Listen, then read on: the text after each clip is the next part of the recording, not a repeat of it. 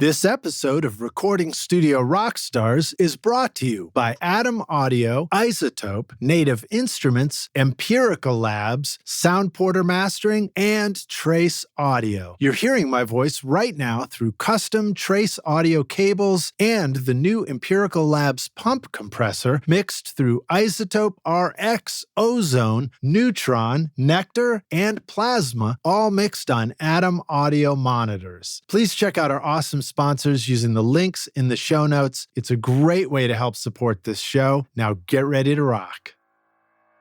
People are so worried about, oh my God, I got to time a line and I got to tune it. I got to put it on the grid. I can just play with stuff first, you know? And I guess I had the luxury of playing as a kid when I was blind, and then in the 80s when I was living in the middle of nowhere and had no one to be in a band with, and just experimenting. So it's not a bad thing to do, because you'll discover like happy accidents.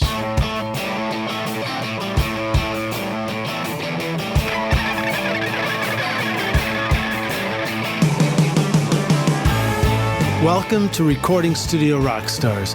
I'm Lid Shaw, and this is the podcast created to help you become a rock star of the recording studio.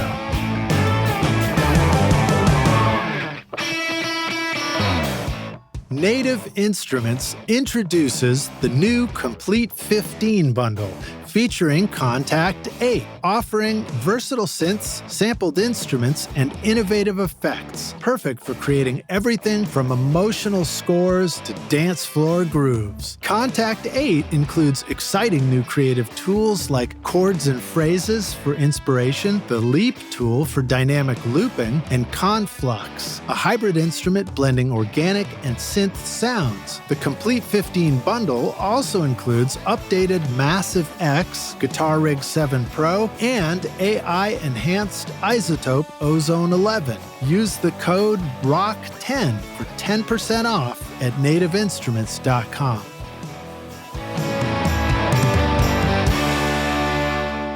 Empirical Labs, creators of the famous Distressor, offer high-performance gear for audio pros. The Fatso adds warmth to digital recordings with harmonic generation, tape emulation, and compression. The Pump, a 500 series compressor, features 8 selectable ratios, precise attack and release controls, saturation, and an attack mod for incredible transient control. The Arouser and Big Freak plugins are also available at empiricallabs.com, where you can use the coupon code RSR10 for 10% off. Follow at Empirical Labs on Instagram, making studio gear that works a little easier, a little better, and a lot longer.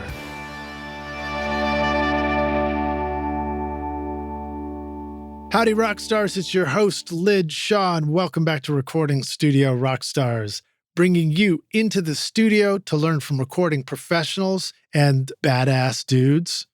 And dudettes and everybody, but particularly this guest. That's why I said that, so that you can make your best record ever and be a rock star of the studio yourself. My guest today is Charles Root III, aka Chaz Root, a recording, mixing, and, in his own words, reluctant mastering engineer, producer, and multi-instrumentalist. Chaz has performed on releases by Goo Goo Dolls, Monkey Wrench, Stationwagon, Doombuggy, and Acme Anvil Corp. He is also a Terran-based biped who has improperly assumed human form, as evidenced by poor eyesight. Due to his poor vision, he smells and hears things that others don't, which can be a blessing or a curse in the confines of a recording studio. I can empathize with that, dude. My mom always said I should have been a sommelier or like a cheese taster or something. Chaz missed most of his sophomore and junior years of high school due to blindness and eye surgeries. That's fascinating. He spent most of that period in his room with a Walnut Explorer guitar, an excellent choice for a guitar, a Marshall Plexi half stack, and a pile of old Electro-Harmonix pedals, making sounds custom tailored to annoy his parents. Man, all I had was a beat up nylon string guitar. I thought it was right next to me. I don't see it in the studio right now. Chaz currently resides in South Wales, New York, USA, with his wife and studio partner Julie J.J. Geis, where they operate Electric Owl Works, LLC, which is an amazing studio which includes a residential recording studio, Rachel's Owl Music, a BMI-affiliated music publishing company, and the Electric Owl Works Records indie label. They're proud to have artists of many genres from around the world coming to this beautiful, idyllic setting in South Wales, New York. Big shout out and a thank you to my brother from another podcast, Matt Boudreau, for potentially having made our first introduction, Chaz. Although I do remember we were all huddling under, a tin roof or something at... it was at Robot Lemon. It was at Robot Lemon, F. Reed Shippin's studio, and there was those a guys at thunderstorm. Infrasonics. Yeah, it was a thunderstorm, and we're all under the tent trying not to get wet. Yeah, and that was great. That was when Summer NAMM was still happening here in Nashville. Yeah, 2019. Yep. Hopefully to come back again, because that was always a lot of fun. So please welcome Chaz Root to Recording Studio Rockstars. Chaz, are you ready to rock, my man? You bet you, Liz. Let's go. Dude, glad to have you here, man. Glad to be here. Thank you. Fire it off. So give us a little bit more in your own words. I was joking when I said I misread it. I thought it said Terran, and I was like, oh man, did he come from the city of Tehran? Well, no.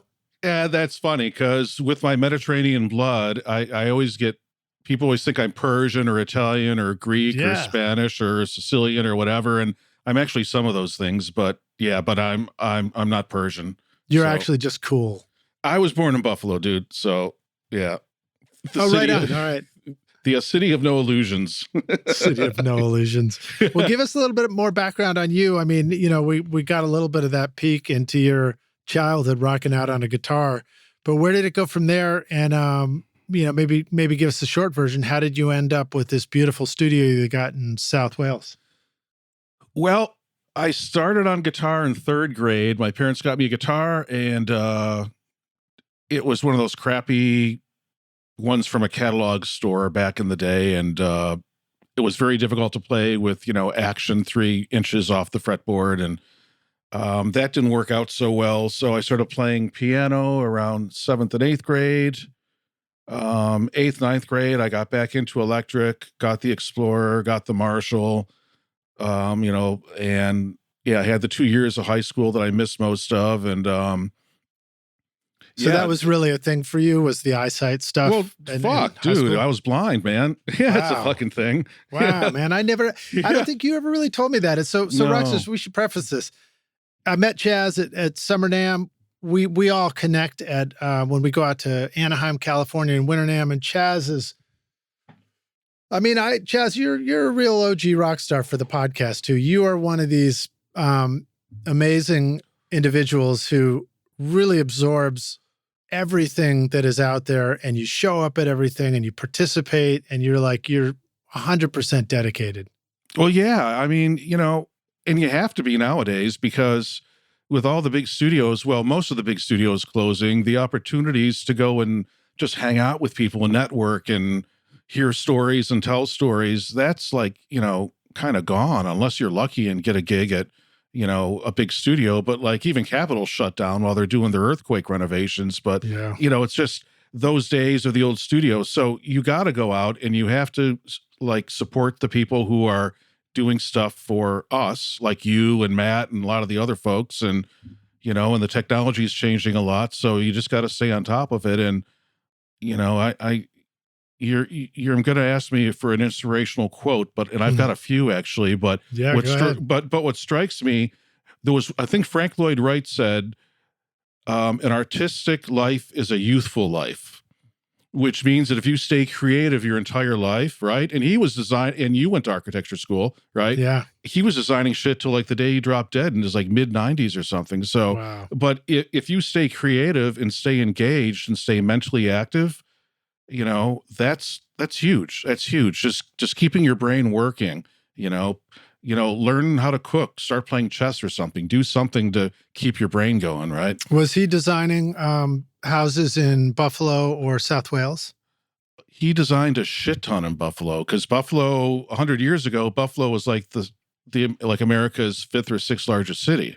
Wow. Now it's number 40 or something. But with the Erie Canal, a lot of commerce went through here, And so there would be grain elevators. And so there was a lot of rich families here. And there's like mansion rows and all that stuff. And he was designing office buildings. Like the world's first modern office building was in Buffalo for a company called the Larkin Soap Company, which was unfortunately torn down in the 50s. But he was designing all kinds of like, this is his earlier stuff, like pre-falling water. So like his prairie style kind of homes. And there's a bunch of them here, and they are spectacular. And that's that area would have been like the heartland for the steel industry. Yeah, well, years ago, right? yeah. We had a huge steel industry here. There was Bethlehem Steel, who were huge, and yeah. So there was steel, there was shipping, and there was a way to get stuff from the Great Lakes and bypassing like Niagara Falls, because you can't send a barge over Niagara Falls. So, right. You could try. You could try. I mean, yeah, there's people who've done Daredevil stuff, but yeah. So anyway, so an artistic life or a creative life is a youthful life. Just stay busy, stay engaged, and hanging out with you guys is like, I see it as being part of that. And you're doing something, Matt's doing something, whoever's doing something, since I can't hang out in Berry Hill and, drink tea with Richard Dodd all the time, when I do have opportunities, I'll take them. So South Wales is just outside of Buffalo? Yeah, we're about a half hour south of downtown and the border crossing to Canada and the airport. So okay. we're in the same county. It's like a second or third ring suburb. So it's just like a half hour drive. That's so great. Actually, I remember at 21 is when I drove through, did a summer trip, and we went right to Buffalo. I think we might have stayed there for a night, but we went to Niagara Falls, which I hadn't been to since I was a kid. And God, that was amazing to see. Talk about sound, Yeah. The sound of all that water just rushing over the cliffs. Take some PZMs and a Zoom, baby. Take some like PZMs. Have you gone and recorded Buffalo? I mean, the falls yourself? I have not. I mean, I think I did some video stuff or something, but I haven't actually gone to like do like sound, and I probably should, but yeah, I haven't done it. And like Niagara Falls is weird because it's like people who live in the Big Apple. It's like there's so many people who live in New York City who've never been in the Empire State Building or the Statue of Liberty. And a lot of people around here have like never been to Niagara Falls. I mean, our parents took us there all the time, I think, like once we moved back here, but I think that's the typical thing, right? Like anything that's tourist, we only ever go when somebody comes in from out of town to visit. Yeah, it's like, I mean, I used to live in Manhattan. It's like, you avoid Times Square like the plague, Yeah. So growing up in that area, and then of course across Lake Erie is Detroit, and so you've got Motown, not too terribly far away. Cleveland is the Rock and Roll Hall of Fame. Yep, that's about 3 hours south of us, and then Toronto and Toronto's about an hour north. Right. And then talk a little bit about the the musical scene there where you were growing up, and any of the musical history. Yeah, well, in my senior year, in high school, I played in a kind of a cover band, did a few originals, and that lasted, till early college. And then in college, I got a call to play in a guy that I knew who was a drummer in another band, a few years older than me. He said, hey, he asked me if I played bass, and I had taken classical 6-string because I'm classically trained, right? Mm-hmm. And I did kind of play bass a little bit, but I didn't own any bass gear. And I was like, yeah, I play bass. He's like, well, you think you'd want to play bass in this band? And like, I'm like, okay. I was doing weddings and stuff, and I was kind of like, I'd rather do like metal or Motorhead or punk rock or something. But it was like, okay, because it turned out it was really good money and it was a great education. So I played this wedding band, and I went out and bought a PVT 40 bass, got an Ampeg SVT, because this is like my first year or two of college. So it was like way before modern lightweight gear, and did that for a while. And, I was always writing songs. And so I think like 83 or whenever it was, like the first Fostex 4-track came out, the X15, and I bought that and just started experimenting with some synthesizers and just getting my head wrapped around like doing some audio recording, because I had tried, I had done a recording with a friend of mine. There was a radio station in the Buffalo area. It was called 97 Rock. And they had a thing where you could send in a demo of one of your original songs, and they'd pick 10 and put them on an album. They'd actually cut vinyl. So my friend had a couple songs he wrote, so we decided to record them, but we didn't have any recording gear. So we did the old school recording back and forth, bouncing between like home tape recorders. Yeah. And a mixing board. Did you use, so you did it, but you did like an actual electrical output through the mixer as opposed to just like putting the speaker in front of the mic kind of thing? Yeah. We did with mixing boards and stuff. So, and my cousin brought his Neil Peart drum set over, and I think I played bass on that. But actually, this guy who I've known since high school, I was in a high school band with him. I was just over at his house like a week or two ago because they called me up to record an album, and one of the songs they were playing was the song that we had recorded like just after we graduated from high school. He's finally that's awesome, and he's finally going to record. And I'm like, dude, you don't still have those tapes, do you? That we recorded like in 1982 or 3 or whatever. He's like, oh yeah, I got to transfer it over to digital. I'm like, send me a copy. I got to hear that shit because it's hysterical how things. So like, what was this, 40 years later, something they finally had written a third verse or a bridge? Yeah, no, I think he had another guitar solo. I think he just added another guitar solo, but anyway, so I was into recording like a lot and just working on my own because after college I lived even further out south of here, like way out in the country, and I just recorded myself with my little synthesizers and Casios and guitars and foot pedals, and was just hoping to, somehow get back into civilization and, play in a band and get into like a real studio, which, by like the late 80s, that started happening. So, So that was kind of your introduction to pro studios was because actually, a band that I was supposed to join but didn't join was a band from Buffalo called the Splat Cats. And they were like this garage rock band that were really freaking good. And their stuff's up on Spotify, I think, and Apple. But they were like this trashy garage. I mean, it sounded like something like, those Nuggets records. Just really, really good stuff. And their original guitar player left, and I was a fan of the band. I used to go see all their shows, and I had their little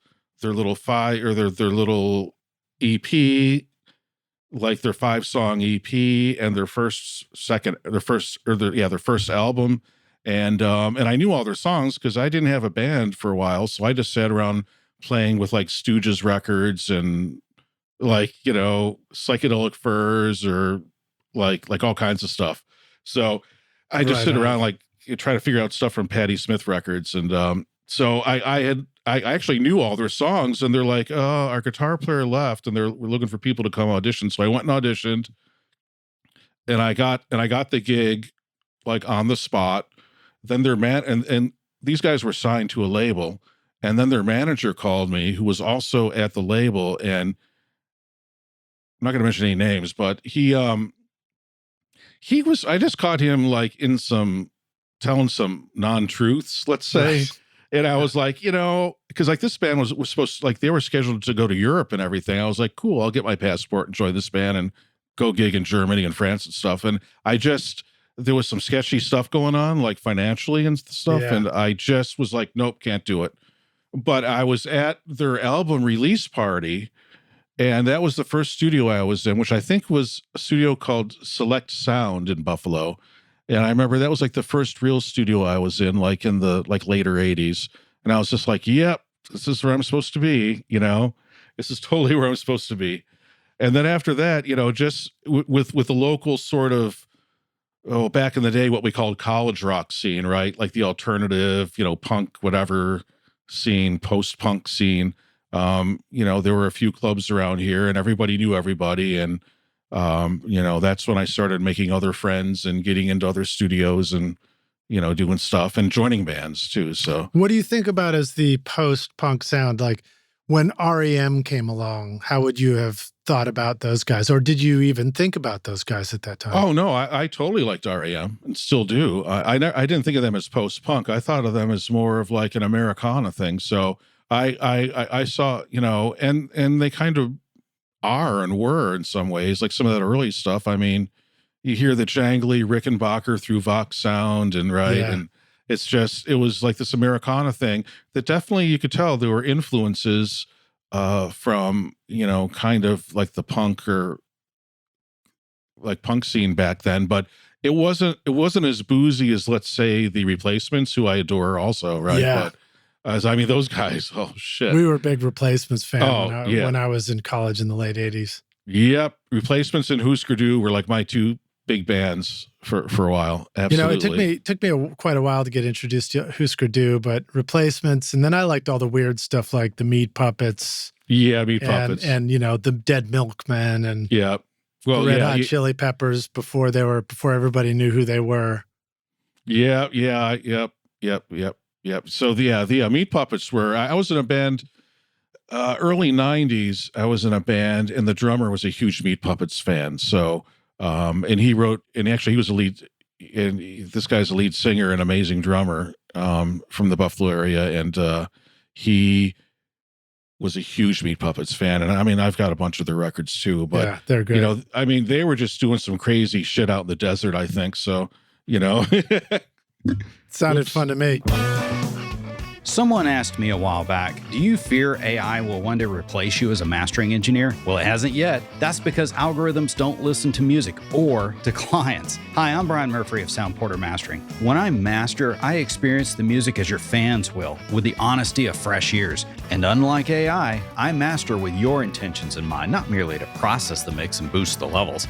If you want an experienced live engineer to master your music as only a human can, find me at soundporter.com.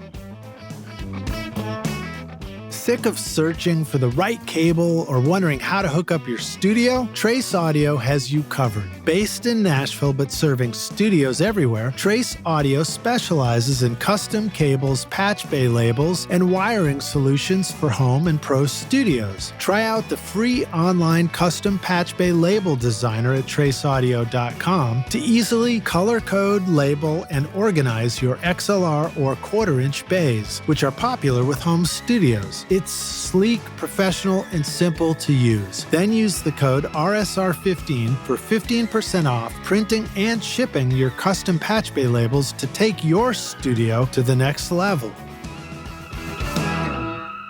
Your mic sounds really good for this. Tell us what this is. What do you got going on for your setup here? Because like I say, this is the podcast where you get to talk about what are you talking into.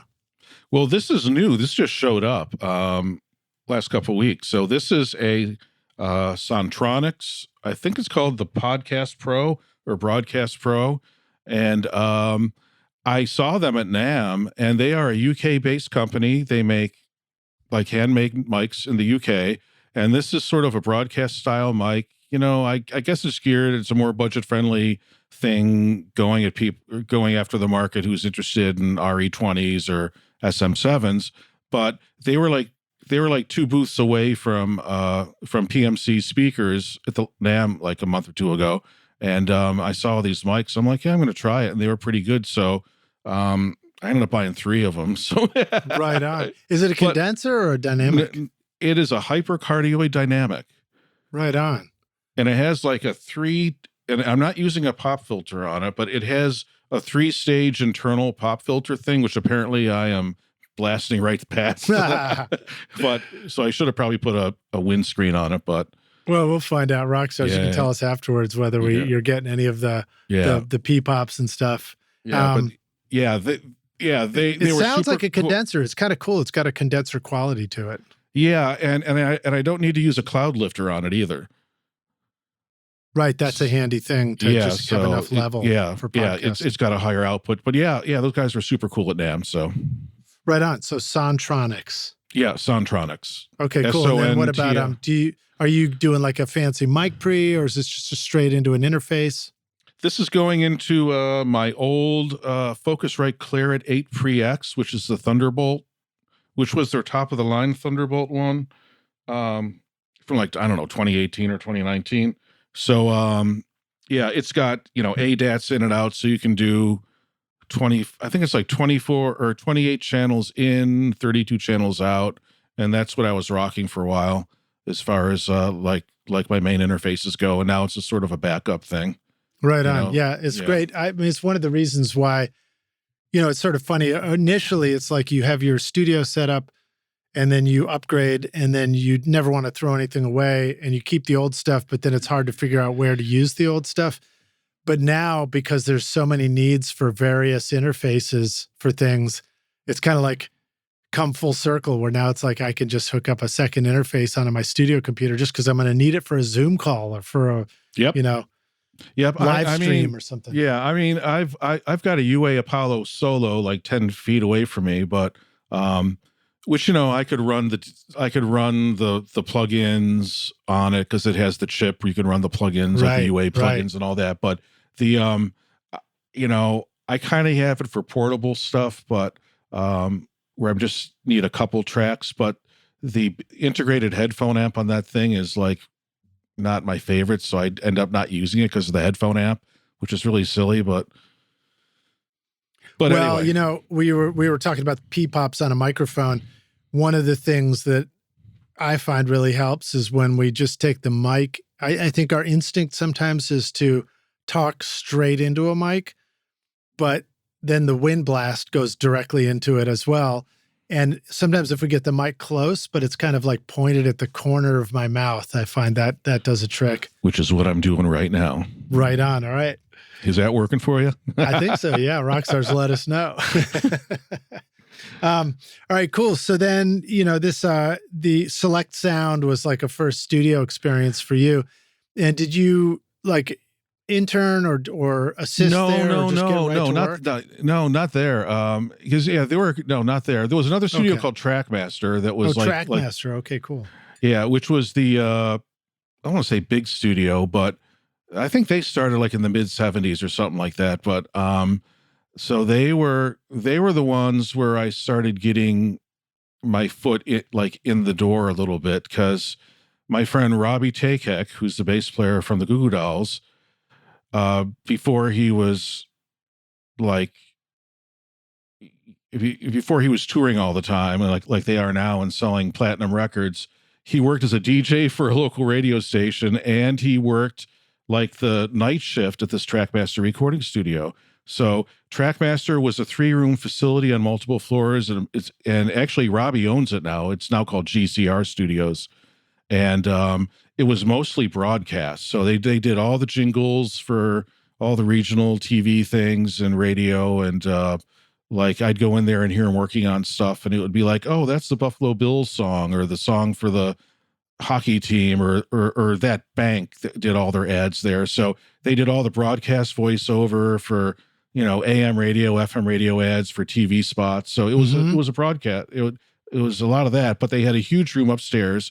And it's a John Stork. John Stork was the architect. So it's an amazing room. And Robbie was always like, hey, you want to come in and help me? I'm like, yeah, So I would go in there from time to time and help him. So I was never employed by the studio, like as an intern or as a runner or anything like that. But I would go in and help because Robbie had the keys to the place and did like all the late night stuff. So all the punk rock demos and EPs and all that. So I would help him.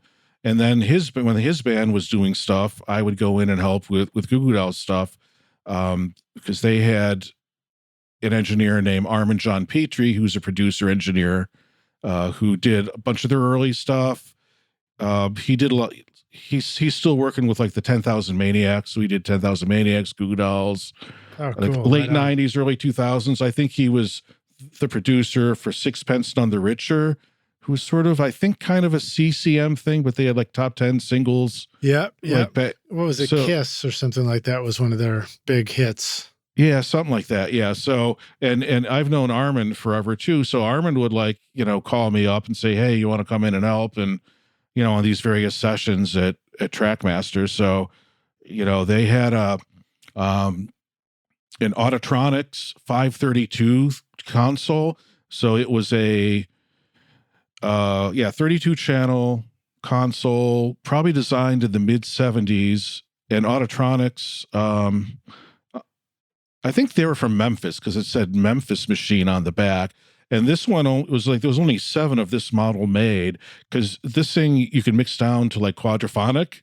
So it had quad on it. And it also had like some primitive 70s like fader automation. So it was really, really cool. And so it was like really, really cool. So, and it's in a John Stork room, and the live room was big with, 18, 20-foot ceilings. So it was a really cool place. And so they teach you how to clean the tape machines, how to calibrate them and bias them and all that stuff. And yeah, I was never on the payroll, but it was just one of those things where if you have, it's like if I see you and Matt at NAMM, if I have an opportunity to help you guys out, I'm going to do it because it's just like a cool thing to do. And it's like, oh, okay, yeah, learn how to, work these 2-inch 24-track machines and bias them and calibrate them and learn how the patch bays work there. And they had 3 rooms that were all tie-lined into each other with, 140 plate reverbs and all kinds of crazy stuff. So it was just a great place to go hang out and help people out because it was fun. It was fun, and I was learning shit and getting, free beer and chicken wings. So, what was some of the stuff you remember learning that just kind of gave you light bulbs or blew your mind back then? Well, I had kind of learned this from my live sound days, but like using buses on a console, right?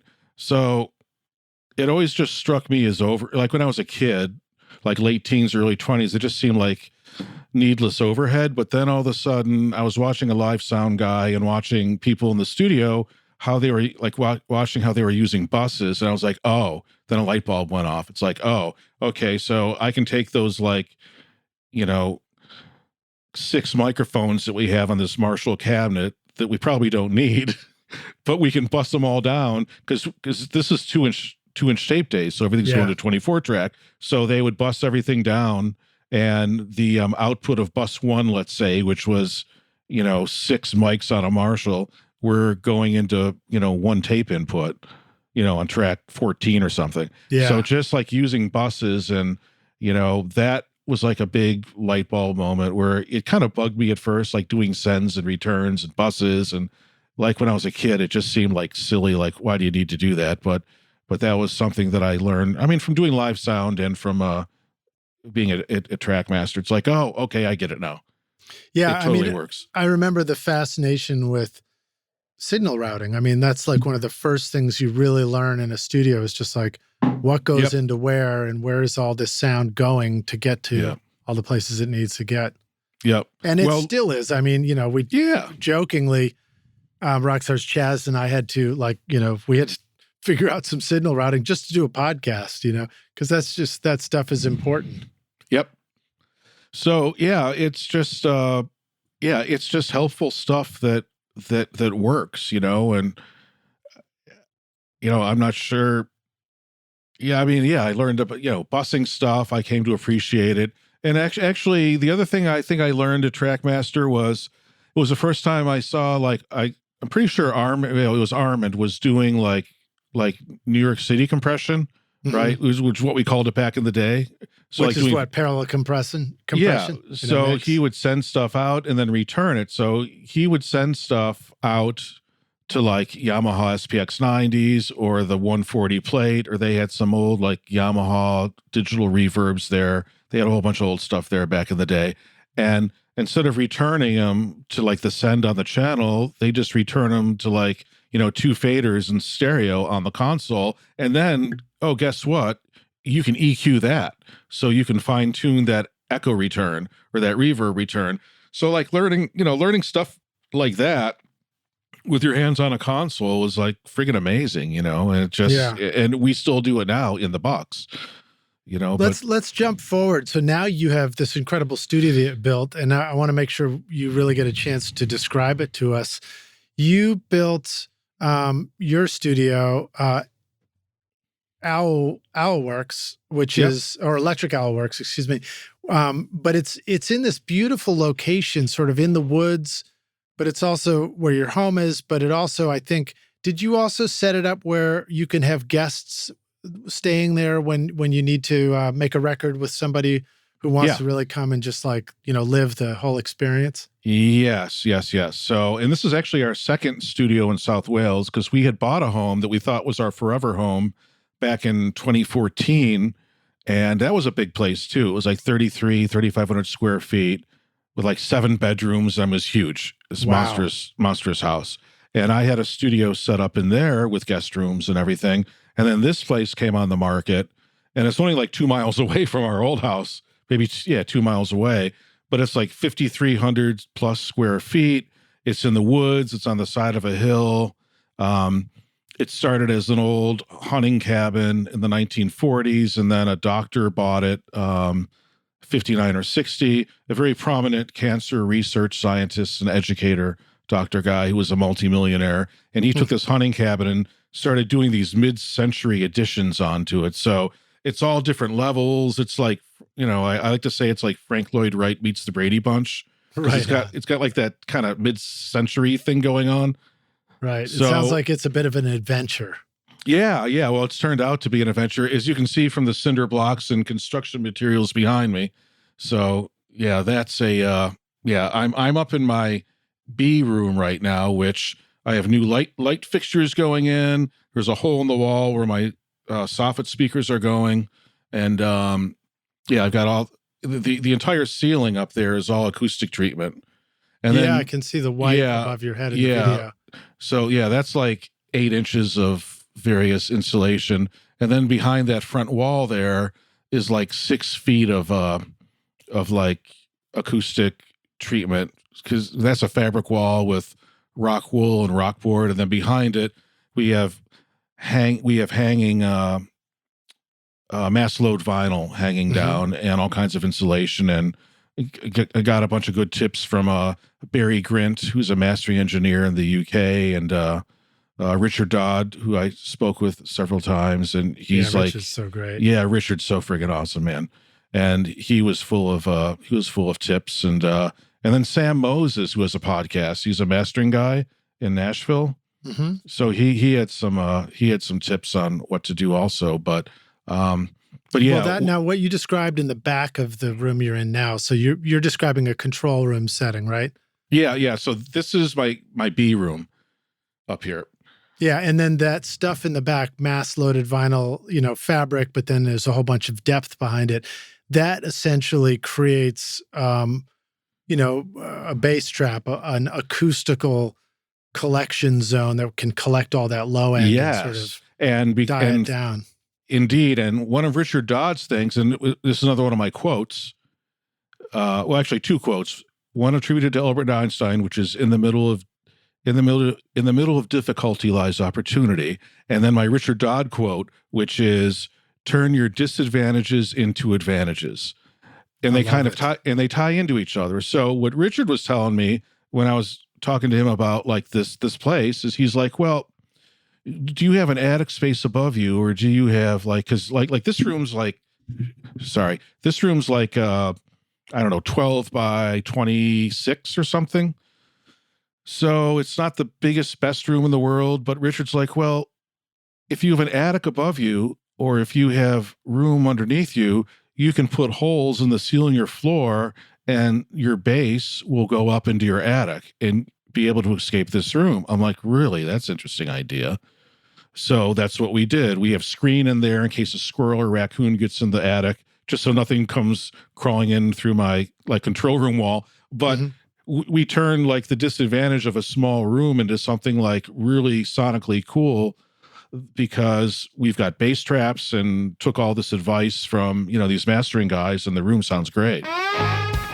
Adam Audio proudly announces the D3V active desktop monitors and H200 dynamic closed-back studio headphones, designed in Berlin for pro-level monitoring in home studios. The D3V features 3.5-inch woofers with ribbon tweeters for studio-quality sound in a compact design ideal for songwriters and producers. The D3V includes USB-C and balanced analog inputs, a headphone output, and DSP room acoustics. The H200 H200 closed-back headphones feature powerful 32-ohm drivers and comfortable ear pads in a durable metal construction, making them perfect for studio or portable use. The included plug-in enhances tonal control and stereo spatialization, so you never have to leave the sweet spot at atomaudio.com.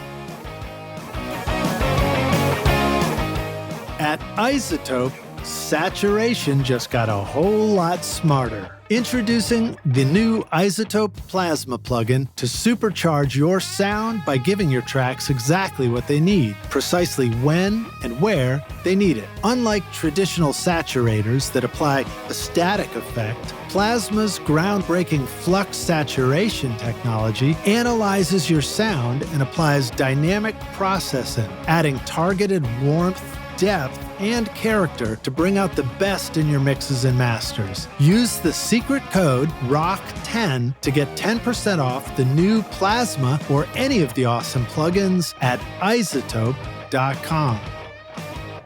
That's something similar that I did in my live room, not in my tracking, not in the control room, but in the live room. It's narrow, but it's tall. Yep. But what I did is it does something that I saw Carl Tatz design for Monty Powell's studio, where the live room is narrow and tall going up, and then it goes over into a loft area above the control room, so it makes use of that extra space. And then when I was at Electrical Audio, Steve Albini, those guys designed both the control room and the mid room, and I think even maybe the big room. They all speak through ports on the edge of the room down into the basement area, so they expand the size and shape of the room to let the lows escape. Yep. Yeah, because we hung out with John Stork a bunch, because I've always adored John Stork's rooms. I mean, they just look amazing and they sound great, and and we just didn't have the budget to pull his team in. And, we talked to John Brandt and a bunch of other people, and, Carl Tatz, and ultimately, it's like, if you can do some math, right? It's not hard to figure this stuff out. Yeah, it's work, but if you don't mind putting a little time in, you can figure it out and make stuff happen and do it right. And doing it in a DIY fashion just, always kind of seemed like the right thing for my wife JJ and I. It just, we've got a whole workshop full of awesome tools and power tools and and all that. And so we well, it's fun to do. I mean, one of the things about home studios is they're hours, Yeah. It's the one place where you can infuse your own personality and style into it to whatever level you want to, and allowing a DIY approach to it where we borrow all these things that might work pretty well and we incorporate them is a great way to do it. So we've got this room upstairs, and I'm sitting in what's going to be the back of the room right now, but back here, I'm going to have two vocal booths that are going, kind of vocal areas that are going in. So I can do light duty overdubs up here. And somebody wants to track an acoustic or two singers or some percussion, or even somebody threw a little AC-15 or a little bass amp or something.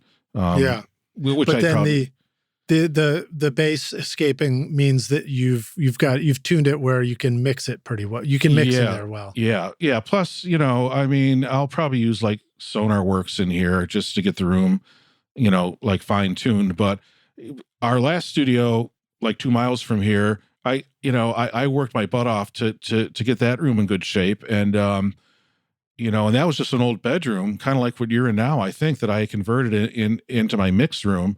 And when I ran test tones through it, everything was within 3 dB of the test tone, except for one spot at 150 hertz, which everybody gets dinged there. So I had it tuned really good with a bunch of homemade acoustic panels and a bunch of GI cake stuff that we had bought. And I had that room tuned up really nice. So it's I've done it before, just do it again, Yeah, that's great. So You know, and because this house was owned by a prominent doctor, we don't want to just totally gut it, which is what a bunch of people were telling us we should just gut it and blah, blah, blah. We're like, well, it's kind of like a known architecturally significant house with certain people in this area, and we just don't want to butcher it because, you know, I'm not going to be around forever and my wife's not going to be around forever and somebody's going to have to buy it someday. So we don't want to totally like butcher it up and take the character away from it. But so yeah, we're trying to be respectful of what's there, because every artist who's come in here is like, holy shit, can I live here forever? You know, because it's just because it's got a cool vibe. Yeah, well, outside this window here, which the rock stars can't see, but there's a creek and a little waterfall that go down right on the north side of the house. Beautiful. That go down to, it's sort of a tributary into a bigger creek, which is called Hunter's Creek, which is the road we're on. And sorry, we're just punching mics, rock stars. We're just punching mics. Yeah. So anyway, yeah, it's a really cool location. It's really, really cool. All right. I want to switch to ask you about Studio A, but before I do, what are these cool headphones you got on right now for the podcast? These are, well, I use them so much that the logo's worn off. These are the Olo Audio S4Xs. Cool. That's what I got in my studio too. Okay. So, okay. Yeah. These are the open back ones. Yeah. So hopefully we're not getting too much of my voice coming back, but hey, there you go. Rockstars. Yeah. Me. Yeah. I don't have my cans on too loud. So yeah, that's the trick. That's what I do with these.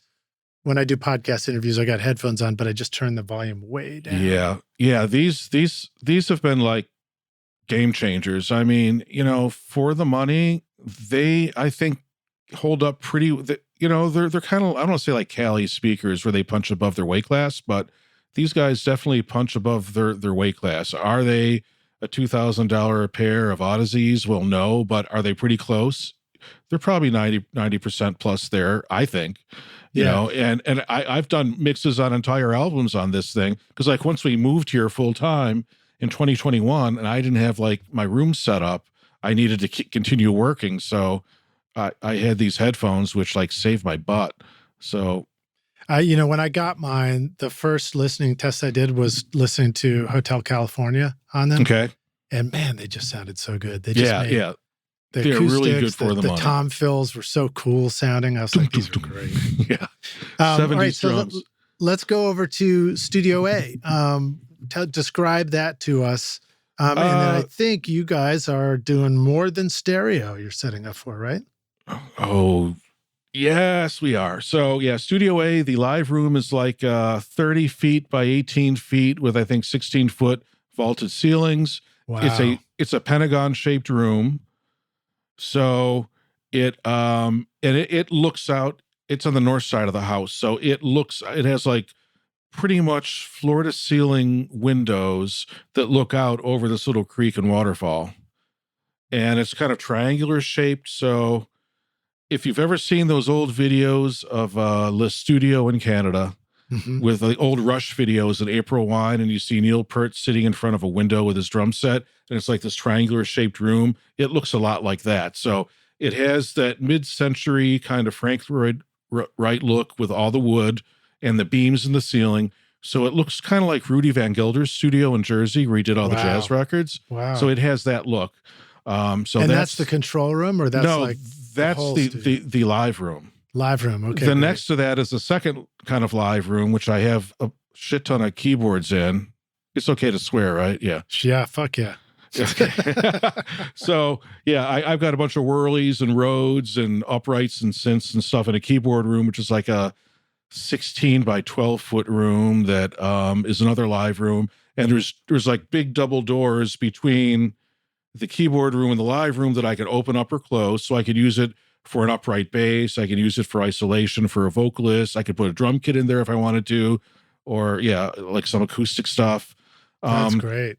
Then on the south side of the live room is the mix room or control room, and that room is like 26 by 18. Wow, that's nice and big. Yeah, it's super big, and we were configuring it for stereo and all that stuff. And, you know, yeah, I don't want to get like too controversial on your podcast, but I'm Bring kind it. of in. I'm kind of Bring the into controversy. We love bring it. the controversy, dude. Yeah, no. I had heard my first Dolby Atmos mix I heard was when I was at Blackbird in 2019. Mm-hmm. And oh my God, what's the engineer's name? He was mixing David Leonard? Yeah, it was David. He was mixing the Prince record. And I heard When Doves Cry in the Blackbird room with all the wood finger things sticking out of the wall. Yeah, so I was probably standing next to you. Yeah, you very well may have been. I was just like, are you kidding me? Are you kidding me? And I was like, oh my God. So I'd had it in the back of my head, since 2019 and just never really pursued it. And then NAMM, I think 2022 NAMM, or no, 2023. I'm getting my years mixed up. Last year's NAMM, my wife heard Atmos, who's also 50-50 studio partner with me. She heard Atmos mixes for the first time and she's like, are you kidding me? We need to do this. We need to put this in. I'm like, really? She's like, yeah. And I'm like, you realize it's going to be kind of a few dollars to make this happen, right? She's like, we're doing it. We're doing it. That's great. Because we already have client artists who've been mixing, putting binaural sounds in their mixes for years. Yeah. And so we already have clients asking us about it. So we're like, well, all right, let's do it. So yeah, we're doing the Atmos thing in the downstairs room. Up here will just be stereo. Yeah, well, that's pretty exciting. Well, speaking of binaural, I mean, and I think you mentioned Chad Blake earlier to me, but I mean, Chad, he always was sticking a binaural mic head into recordings, just throwing it in there for fun, just to do cool stuff. Well, Pearl Jam named a record binaural because of Chad, right? Yeah. So now, are you? Did you mention something about going to Mix with the Masters and doing that stuff?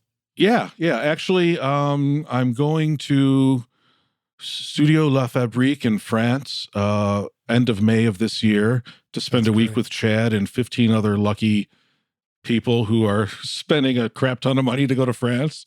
But so Rockstars, by the time this comes out, if Chaz is not back yet, then we need to go. We need to rush over there. Send a search party.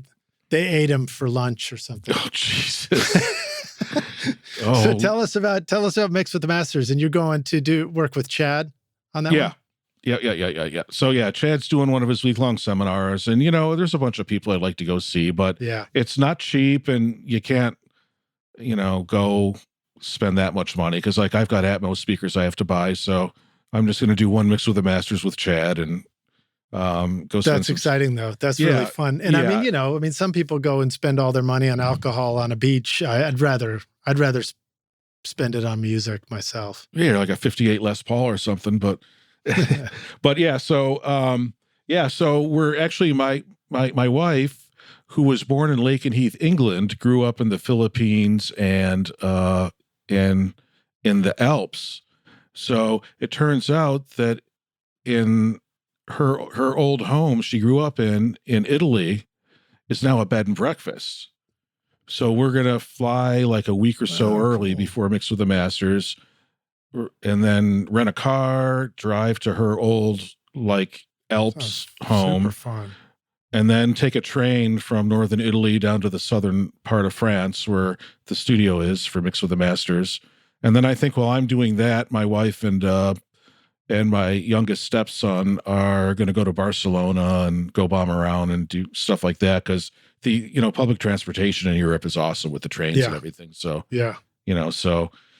so I'm buying power adapters and getting my stuff ready for that. But again, it's one of those things where it's all the big studios are not the opportunities to hang out in studios are gone for a lot of people, especially in mid-market towns. If you're in a big music capital, you're in New York, LA, Nashville, of course, or maybe Atlanta or Miami or something, there's still maybe some opportunities. But if you're in Boise or, or Boulder, Colorado, or Buffalo or Rochester, I mean, those opportunities to go hang out and just absorb stuff aren't there. So if I got to pay to go do a master class, and go hang out with someone, I'm fine with that. It's because it's helping the studio out, it's helping the people out. And actually I was hoping to come to your thing, which is like well, it'll be in the past at this yeah. point, but yeah. Next one for me, which May 4th and 5th, right? well, Rockstars, we're Colin Dupuy's coming down to my studio, and I'm going to be doing this. Of course, that will have already happened, but I'll be doing more here at the Toy Box. So, because it's going to be really fun. I mean, it's going to be a lot of fun. I just want to, same thing you said, I want to make more of an opportunity for us to just get together and hang in studios and really like make a great weekend out of it. Because, you know, I in 2020, was it? I was going to come down to the one you were going to do with Craig Elvin, but then COVID hit. Right. So we did it online. I was like, damn, but it was still awesome. It still was fun. It was a lot of ridiculously awesome. And then this one, this is the weekend of my 10th wedding anniversary. So if I come to Nashville and blow off my 10th wedding anniversary, it'll be my last wedding anniversary, I think. Good call. So, priorities. Yeah. So, you know, just find ways to stay engaged with people and find ways to like make friends and network. And, you know, like Andrew Shep says, don't be a dick. Just go be nice and have fun and, you know, and absorb stuff. Well, it sounds like what you're building there in Buffalo. Maybe your place is a place to bring everybody to at some point, because it sounds like it'd be a pretty amazing spot. Yeah, well, we're talking to PMC. We're going to do all PMC speakers in here, and great for the Dolby, and they're North American. They're head of their North American operations, Ted, whose name is Ted White.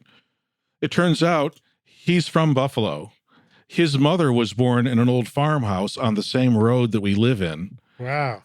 So shout out to PMC, Ted, and Ted's mom, who's from like South Wales, New York, was born in a farmhouse on Hunters Creek Road. Like, so yeah, it's just weird how that. Well, maybe happens, if we come do a mixing mastermind clinic at Electric Owl Works, I don't know how far it is, but maybe our day field trip is to go see Niagara Falls, and we'll go record it. Yeah, well, we can do that. I mean, maybe I can call the guys at GCR, because that's a cool John Stork room. Maybe we can get a little tour there. Yeah, cool. Rockstars, let us know in the comments if that sounds like fun. I mean, everything's relative. Yeah. One of the things that I think is wonderful about this podcast, and it's a dream of mine, is to basically take the mixing mastermind on the road. And find studios that are more regional for everybody, so that people can come to a hub from around an area and get together for a weekend of awesome music making. Yep. Well, yeah, you know, you and I had discussed this back in Chicago, because you had a mixing thing at Shirk Studios with Anthony, which was like 2019 also. I think it was like September 20. Yeah, it was like a couple months after NAMM. Yeah, it was the first one that I did. So Rockstars, we got everybody together at Steven Shirk's studio, which is called Shirk Studios. Yep. In Chicago, and then Anthony Gravino came up, and that particular one was put on, sponsored by OWC. Yeah, awesome. So we just crammed. We brought 20 people into a really cool studio, and we found space for everybody, and it was a blast. Oh, it was awesome. Yeah, let's do it. All right, cool. So before we just move on to the next thing, keep talking about what does it mean for you to consider Atmos in a room like that? What are some of the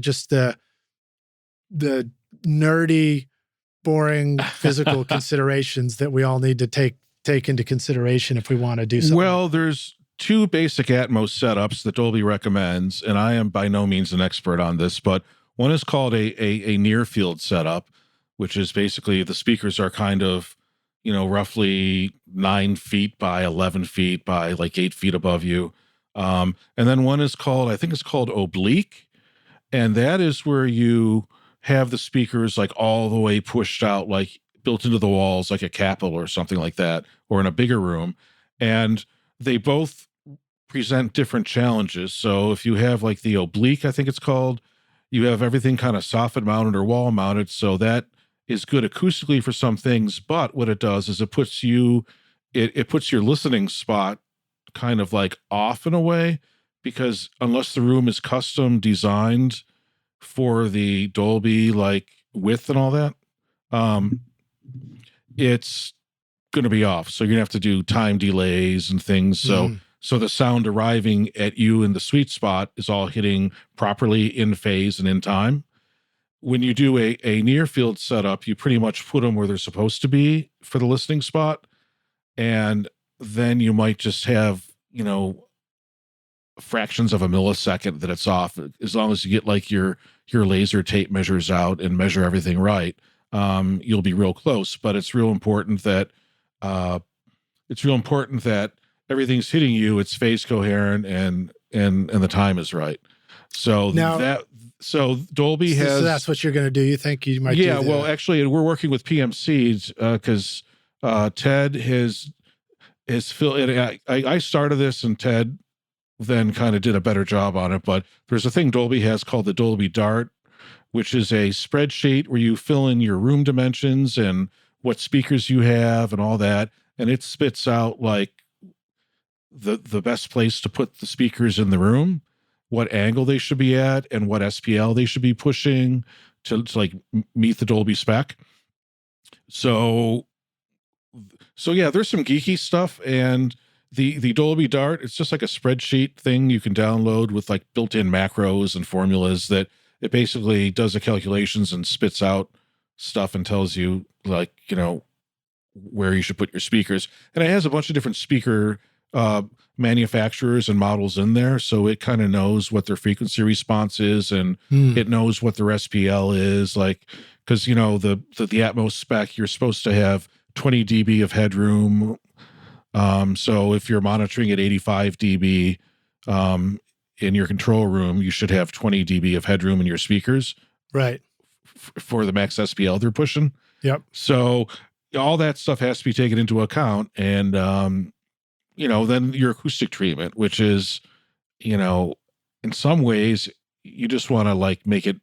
I don't want to say you want to make the room as dead as you can, but you also want to. You don't want it too live for an Atmos room. Right, because the speakers are now coming at you from all directions. Yep. So you don't want some of the speakers bouncing like crazy off walls. Yep. So it just gets into a lot of math, basically math and lasers, and that's cool. Awesome.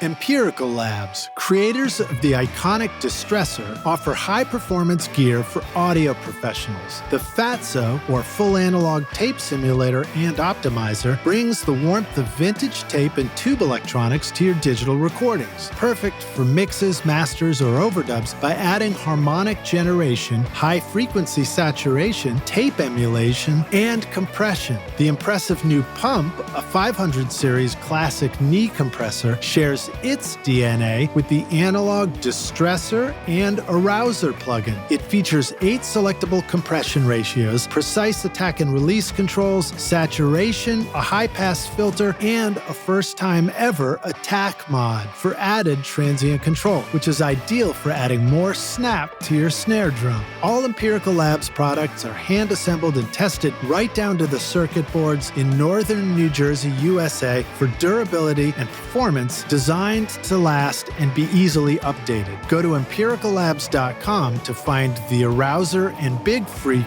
plugins, where you can use the coupon code RSR10 for 10% off. Remember to follow @Empirical Labs on Instagram, making studio gear that works a little easier, a little better, and a lot longer.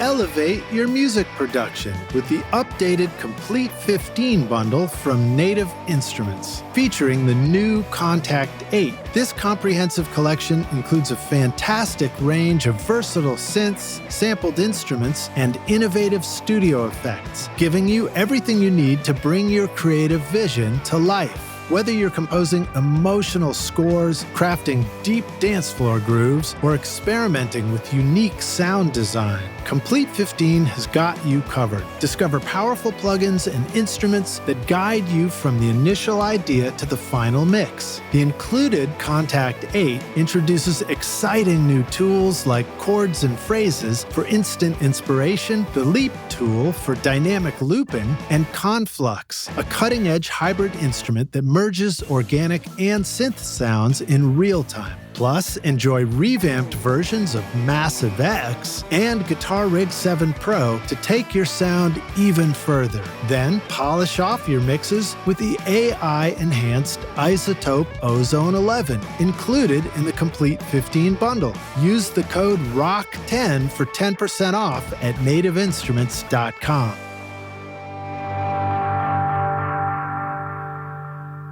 Hey, Rockstars, we're back now for the jam session, aka the second half of the show. My guest today is Chaz Root, joining us from Electric Owl Works studio in South Wales, New York. Chaz, you ready to jam, dude? Absolutely. But it has to be an F sharp or C sharp. F sharp or C sharp. Is that because you only play the zither? No, that's because Foxy Lady by Hendrix was F sharp and C sharp was Gimme Shelter by the Stones.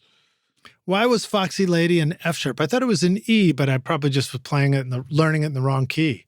I don't know. Maybe my turntable was playing at the wrong speed when I was a kid. I always played it at F sharp. Well, you know, it's funny. Speaking of which, you know, there was such an era of rock and roll where the pitch of what the final song was entirely dependent on what they decided to do for radio and stuff like that. They would speed up tracks a little bit. Oh yeah, and it yeah. would actually change the tuning of a song. Yeah, they do it in mastering. Yeah. Yeah, I mean, I remember coming across that as a kid trying to learn songs. It was like, how the hell do they tune that? Because they would change on an album between songs. So, you know, and then you'd have like, you know, When the Levee Breaks by Zeppelin, where they, you know, they slowed it down by like from an A to a G or a G to an F or something like that, which is part of what gives it that dirgy sound and it made Bonham's already cool drums in that foyer sound even bigger. Cause like you vary speed stuff down and holy crap, it sounds amazing. Yeah. You know? Dave Kalmusky talked about doing that intentionally as part of a production where they would track the drums a little fast to tape and then slow it back down to transfer it in to finish the song out just to make it sound heavier. Oh, it's amazing. Yep. Good stuff. Well, you know, and that's a cool trick because if you think about it, sure, it slows it down and it might sound tempo-wise looser and sloshier, but it also does things like take all the upper frequencies of the cymbals and the drums and pitch them down to lower frequencies. So it changes the, you know, it changes the frequency response of the drums and probably takes that nasty high frequency out of the cymbals and just shifts it down into, I don't know, the nasty mid-range. I don't know. Yeah. Well, I mean, yeah, you know, people have been, you know, this was a trick that Craig Elvin went over in your mastermind thing with him, where he was using the UA Studer tape plugin as a de-esser, right? Yeah. And, you know, just gently rolling off the highs is, you know, kind of can be pleasing. And for those of us who are a little older, we're used to hearing stuff that way because that's how it was recorded. And, you know, when you plug a, you know, certain mics in, you know, like a Neumann 87 or something like that, they're really bright. I mean, they've got that upper mid and that high end, like low high end bump. And back in the day, you needed to compensate because you were going to tape. Now, when you're doing it all through digital, it just can be really brittle and harsh. Yeah. So, you know, you know, they were working with what they had back then and making it work. And, you know, now you can do that with plugins or if you got an old tape machine around. But yeah, it's all fun. Since you've been doing this for a minute, and you've seen an evolution from tape to digital, do you feel like you were aware during the transition of those two formats that you were aware of certain microphones that went in and out of favor and stuff like that? Yeah, well, yeah, or you just learned to just deal with them differently. Yeah, because I mean, you know, like the AKG 414s, or what else? You know, well, what's funny is the 414s, the BULS, which is the one I got, was a darker mic, the older version. Yeah, and then the more modern ones became brighter. Yeah, maybe it was just a reflection of modern musical tastes and styles, or maybe it was just the circuitry inside. Because like in the late 90s, I was working at a studio. It was like a part-time gig, but there was a studio in South Buffalo called Elvis the Cat Recording Services. And that was a classic late 90s, mid to late 90s studio that had, it had like 6 ADAT machines and a bunch of Mackie mixers wired into each other, classic. And, it was advertised as a 24-track room, which is why there were 3 8-track ADATs, because you had 3 working, 2 out for repair, and 1 on the shelf as a backup. Yeah. And you were always doing like this, rotating thing of keeping your ADATs up and running and getting them to sync and all that stuff. But, I'll be honest, if somebody, and actually, if there's anybody out there who hears this, I am up for this challenge. If somebody wants me to record a record with a bucket full of 57s and 58s and an old PV live mixer from the 80s, I'll do it because you can totally do it. I know a guy who used to own another recording studio who recorded an album in his carriage house with an old PV mixer that he borrowed from a buddy, and the album sounds amazing. They cut vinyl. This is like 89 or 90 maybe. And yeah, that's one of the things that's fun about doing the studio thing is, in a lot of ways, a smart move is to differentiate yourself as a studio from the same thing that everybody else is doing. So if everybody's got, the latest DAW and the latest plugins and all the clean sounding everything, it could actually be more effective to set up a really simple old mixer and a bunch of dynamics. I was just thinking you could name your studio Dynamic Sound or something like that. Yeah, right. That's literally all it is. But I had an intern at my studio who was way into 4-track music. Like that was, me too. All about that. And I was like, at one point I encouraged him, I was like, maybe you should just maybe it'd be cool to just create a 4-track studio where there's no modern gear. It's only a variety of cassette recording formats. And that's what people come to make records, for that sound. I mean, those were really particular sounds. I mean, I think of Guided by Voices. I think of Ween. What were some other artists that really stood out for their 4-track records? Well, there was one that was interesting. It was sort of a cult album status at this point, but Cotton Mather had an album called Kontiki. Oh, yeah. And I think there was Cotton Mather.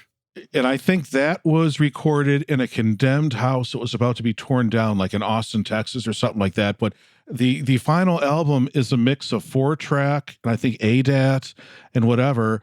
And it's kind of like a Sparkle Horse or Mark Linkhouse thing in a way where you get like all these different sounds. I mean, not unlike a Chad Blake thing with like found sounds, but you just have all these sounds that you blend into this amazing like finished piece of art, right? Yeah. And doing it with a 4-track, Bruce Springsteen did that like Nebraska record, I think, Nebraska, or something. Exactly, was done that. In fact, I had a artist in Nashville who bought the exact same 4-track because of that record, and he brought it, recorded everything, then brought it into my studio, and we did all the tape transfers to get it into Pro Tools for him. Yeah, and the thing is, like, that's why I was saying just a minute ago, like, give me a bucket of 58s and 57s, because, Bono from U2 and Springsteen and what's his name, the singer for Bad Company, why am I blanking on his name? I'll come to you. You keep going. I'll look it up. Yeah. They all sang into they often sang into 57s and 58s, right? Paul Rogers. Paul Rogers. Paul Rogers. Yeah. He sang into a 57 going into like a DBX 160. And that's how he got the sound on those records. It's and like Tom Schultz, Boston, that was a lot of 57s, I think, wasn't it? Yeah. Well, he had like the basement studio back in the day. Actually, he had the same console that Trackmaster had. It was an Auditronics 532. So all those demos he did that turned into the first Boston album were in his basement with an Auditronics. I think that was 16-track he did. I'm not sure. But I talked to him on the phone when I was a kid, because when the radio station, like when the big rock shows would come into Buffalo, they would always go to this 97 Rock radio station and they'd be like on the air. So they'd be like, yeah, we're having a concert tonight at the stadium or the auditorium and blah, blah, blah. And like you could call in and stuff and ask questions. So what I would do is, instead of calling the studio line, this is when I was in high school, I would call the main office number of the radio station when I was like 15, 16 and say, hey, this is so-and-so from the Boston Road Crew. We're down at the Aud and have a problem with the amps. Can we talk to Tom?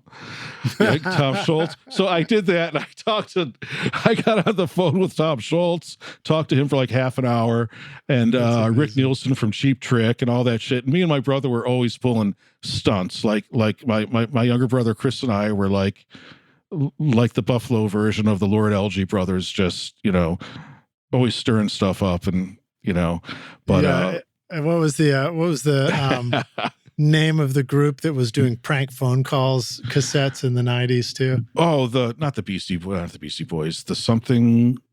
Yeah, those guys. Yeah. Yeah.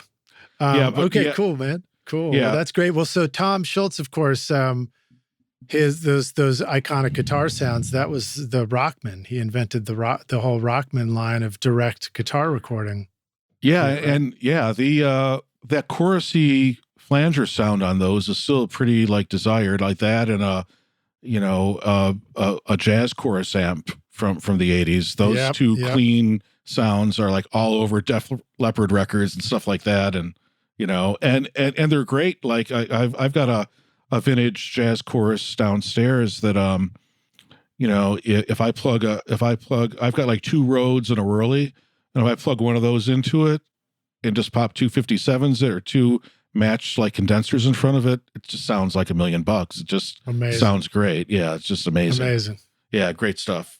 All right, so let me jump in and start talking about some recording stuff with you. One of the records in your discography, which we have linked to in the show notes, Rockstars, you can click through and go listen to a bunch of Chaz's work. Johnny Revolting. Speaking of swearing on the podcast, the song is called Don't Give a Fuck. Great fast tempo punk rock track. Talk a little bit about that style, that session if you want to, or just recording that style of music and, just recording punk rock. Well, the Johnny Revolting stuff, they're in my demo reel because they're one of my mastering clients. So the Johnny Revolting stuff came out in maybe the early to mid 90s. I did not record it. I did not do the original mixes, but they wanted it remastered and put out on the streaming services. So that's, so this is my mastering engineer thing. I getting called to do mastering gigs all the time. So I did not record that stuff. Although they have been talking about recording an album and they want to do it with me. And I'm like, cool. And these guys have been a band for like, since 90 or 94 or something, but still it brings up the questions of, thrashing high speed punk rock these guys bands. Are amazing. What are some of the challenges that you're likely to run into in either the recording, the mixing, or have to solve later in the mastering? What are some typical things that some typical things that I've seen with that, with my experience with other bands and those guys, is bleed can be an issue if everybody's recording. So depending on the recording environment. So I'm a big fan of like setting people up like Glenn Johns does, where you have like the drums in the middle, if you can, and then gobos on either side of the drums, and then the back of the amp kind of coming up to like the front of the bass drum. Like if you draw a line on the front of the reso head of the bass drum, and then gobo out on either side, and then have amps on either side of that. And that actually, you get surprisingly little bleed doing it that way. And a lot of bands are comfortable playing that way if they're bands that gig a lot, because they're used to setting up on a stage like that. So it's natural for them. And so it maintains the sight lines they're used to, but you've got to be careful with bleed. And, in the old days, it was a lot tougher with all the modern tools like, Oxford Drum Gate or things like that, or the vocal denoise tools. You can deal with a lot of that. But it's funny that you bring that up. So vocal denoise would imply that those sessions might actually have a live vocal mic in the room with the band. Yes, very much like a rehearsal, right? Yeah, and I did a lot of 4-track recordings in the late 80s through the 90s, like on location recordings that ended up on the radio and stuff. So I was doing like pre-production for a lot of bands, and basically I would take my 4-track setup my little rack thing with a couple compressors and digital reverb echo and my 4-track stuff and mics and Snake, and just go set up wherever the band's rehearsed. So it could be a dedicated like rehearsal space. It could be a basement or an attic or wherever. And the beauty of the future is, I mean, we're living in the future is now, rock stars. Yeah. But the beauty of these tools now is, for example, isotope rebalance. I think you can get like 9 dBs of additional gain on stuff. So it can take a 2 mix. It could take a finished mix, and you could boost the vocals like I might be off with my 9 dB, but that's just off the top of my head. It's pretty substantial because I've been playing with a slightly older version of rebalance. Yeah, of rebalance. So like version 9, I think I have. So because actually there was another album that I recorded 94 or 96, somewhere in there, and this was recorded in the Finger Lakes in a like 250-year-old barn, this Americana band. And we had recorded a 4-track, and then I mixed it in a proper studio. But I was just talking to the to the band leader guy of that band, who now owns a distillery. He makes whiskey and vodka in Buffalo, which is awesome. Nice. But that makes the guitars more in tune. Yeah, but I mean, I was like, we should really, if you don't have those multi-tracks, those 4 multi-tracks anymore, maybe we should remaster it and get it up on the streaming platforms, because it came out as like a CD only thing back in like the mid 90s. And so I've been playing with rebalance, but there's some pretty amazing technology out there. And, but dynamic mics can be your friends for these live kind of sessions, especially if you're in a smaller space that you're getting a lot of bounce back or they're not treated well. I have a pair of like Woodstock era Shure Unisphere microphones. They're kind of like the predecessor to the 58. That sounds cool. Just hearing you describe the name of it sounds cool. Well, yeah, it's the Shure Unisphere, and actually they were the microphones that like Clear Mountain and those guys used to record all the live sound at Woodstock. So if you look at Woodstock, you see like the same microphone looks like a 58 on the overheads, on the voice, on the guitar amps, on the bass, on everything. It's the same mic. Wow. But they're an omnidirectional dynamic mic. It's a Shure Unisphere. I forgot what the model number is, but I got 2 of them. And I used to use those for overheads, like in these sessions, because they worked really well, and I mean, famously in the 70s, there was a thing that was called the $300 drum sound that, what was the engineer's name? Bruce something. But he had recorded the first Hall & Oates album in like 75 or 76. And the like top 40 single off that was called Sarah Smile. Right. And if you go back, rock stars, go back and listen to Sarah Smile, every mic on the drum set is a 57. And I'm like, right on. And so like in $1975, it was like $300 worth of microphones. So they called it the $300 drum sound. And if you Google that, I'm sure it'll come up. But it was literally just a bunch of 57s. And yeah, it sounds like dead 70s drums, but it's amazing. It's like, but in situations like this, so you got a loud thrash band or something, right? If you're recording Motorhead in a controlled environment, you can pop up some Neumanns or some, maybe put an RE20 or something in front of like Lemmy's amp back in the day. But if you're like in a crazy live environment or recording a gig at a venue, sometimes those really sensitive, like large diaphragm mics can actually be a bit of a pain. So they'd be great for like maybe a drum overhead, but you don't want to put them like on your amps. And I know actually Steely Dan, one of their last tours they did, they were using like the Cascade Fatheads as the mic on the guitar cabs. Wow. Right? I don't have the Cascade Fatheads. I think I've used them on somewhere else before, but I've heard great things about them for ribbons. Yeah, we've got I think 4 of them. We've got a matched pair and then 2 other ones. Now Cascade does not make they're kind of out of business or got bought out, so it's not called the Cascade Fathead anymore. I think the company that took it over, it's now called like the Big Head or something like that. But they had all kinds One of of my great, favorite characters from Silicon Valley. Yeah. But they had an option for upgraded transformers, so you could put like Lundahl's in there and stuff like that. But those Cascade Fatheads, they're great on drum overheads and yeah. But see, these things can like be your friend in certain environments, because the other thing you can do with a mic like the Fathead, or right, since it's a figure of 8 pattern, it has a really nice null on the sides. So you can set people up in a room and aim the microphones a certain way where it's just like not picking up certain sounds. And Yeah, that's a good reminder. Good reminder. Rockstar's figure 8 mics. When the whole band's in the room and you want to avoid the bleed, use those figure 8 mics and just point the rejection at whatever else the other instrument is that you want to. But some bleed can be awesome, and I embrace it in certain environments.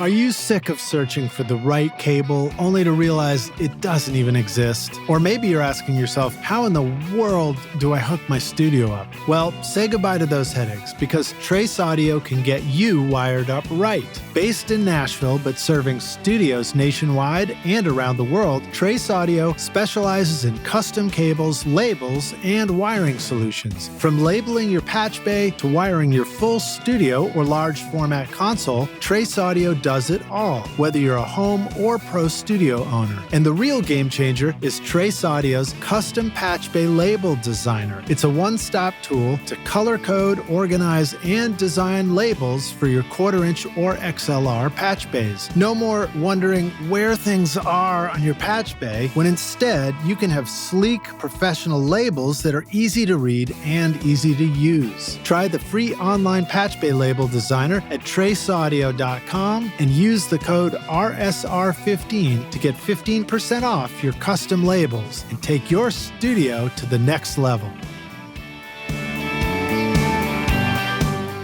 Did you know that one of the most common fears with audio mastering is not knowing if your mix is ready or not? Look, nobody wants to send a mix in for mastering only to realize there's some resonating low end that's going on that wasn't picked up in the mix. That's where I come in.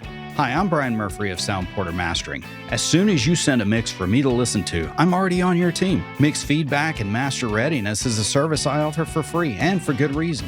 That's because a great mix produces an even greater master. So if I can help you minimize oddities and issues and even provide some advice that will help your mix translate better, then mastering becomes more efficient and effective. And you don't stress about those issues at all. Just go to soundporter.com. There you can find videos, a FAQ, and a pre-mastering checklist on my website that will explain a lot of what you need to know. When you're ready for great feedback, just reach out via my low-friction contact form and send me a mix to hear. Again, you can find me at soundporter.com.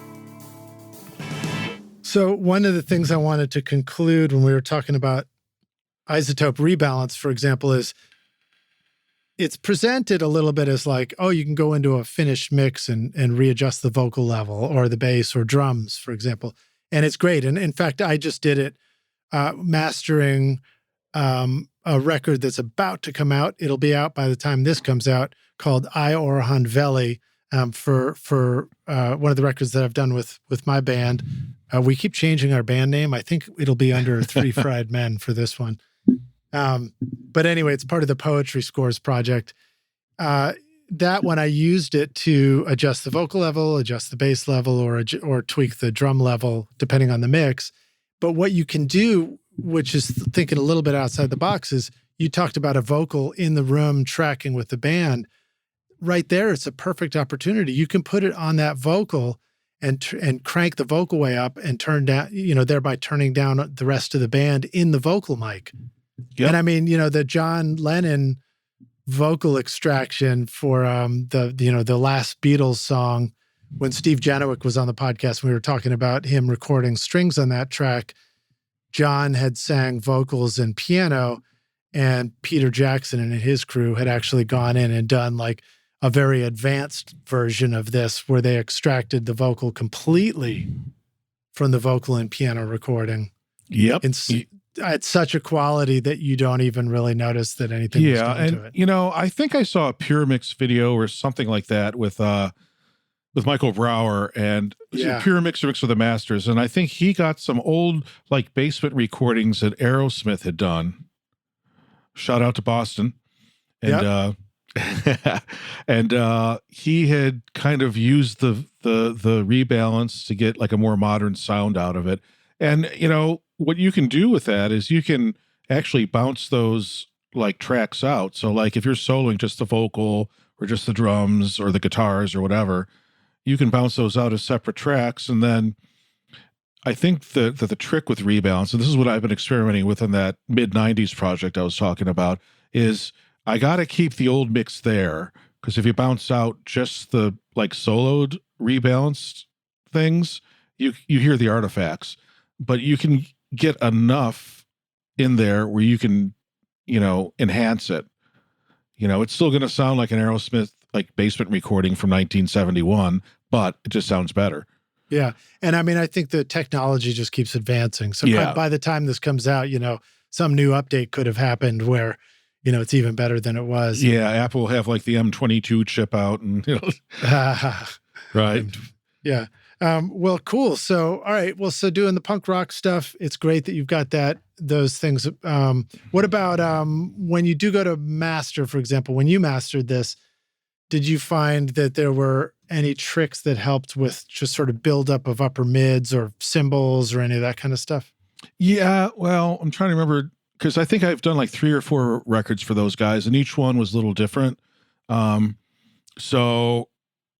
they were typical 90s kind of recordings. So like early to mid 90s, maybe late 90s. So they certainly had more low end in them than like an old 70s record would. But by modern standards, like if that was to, my goal with them and the discussion I had with them is like, look, if somebody wants to put you in a playlist on Apple or Spotify, like, do you want it to sound like it's from 1990, or do you want it to sound, more like a modern punk thing, like a Green Day or like a new, like new rock or whatever kind of thing from the early 2000s? Like what do you want to, go for?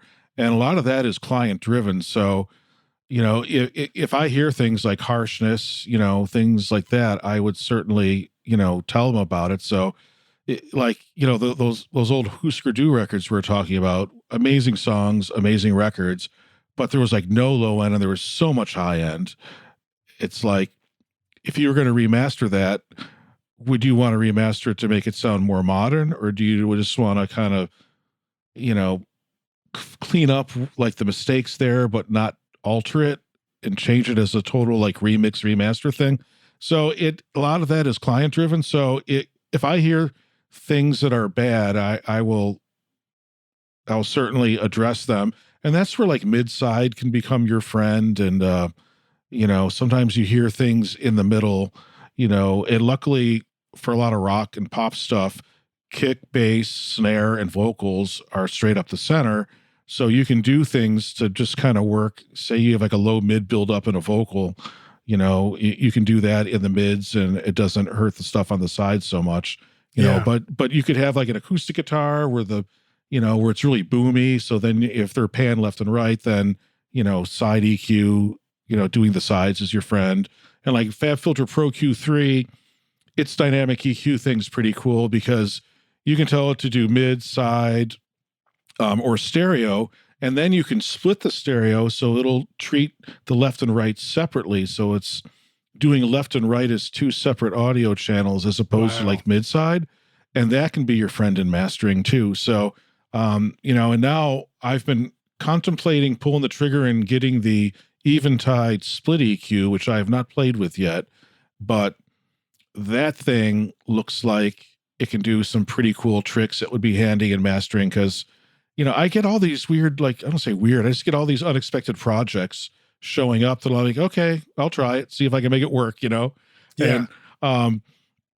And it's good because it keeps me active. It keeps me like mentally engaged, and like I have to be creative in problem solving, right? So, but one trick I do, if something's already been if something was like destroyed in previous mastering or in a mix bus where somebody's slamming like an SSL compressor at 4-to-1 with 4 to 6 dB of gain reduction and the mix is just like squashed, sometimes what I'll do is I'll use an expander, right? And So I'll like with FabFilter Pro MB, there's a little trick you can do where I can pick a sonic frequency, let's say around 60 hertz where a kick drum is, right?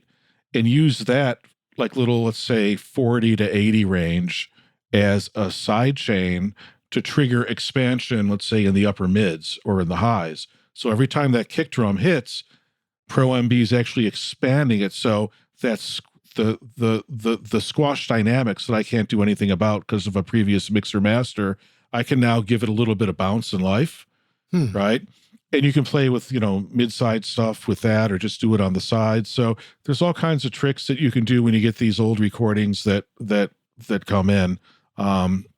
That's cool. That's a good tip. And I think, some of that stuff may feel a little advanced, and I think sometimes it is. And I think the answer is to just play around with that stuff, rock stars, and just experiment, try some things, because you probably have to mess it up a few times before you figure out how to get sweet spot. In fact, when I was at NAMM and I was hanging out with Dave Durr, and he was trying to demonstrate the British mode in the distressor, he said, like, well, you got to get this just right. And even that took, there you go.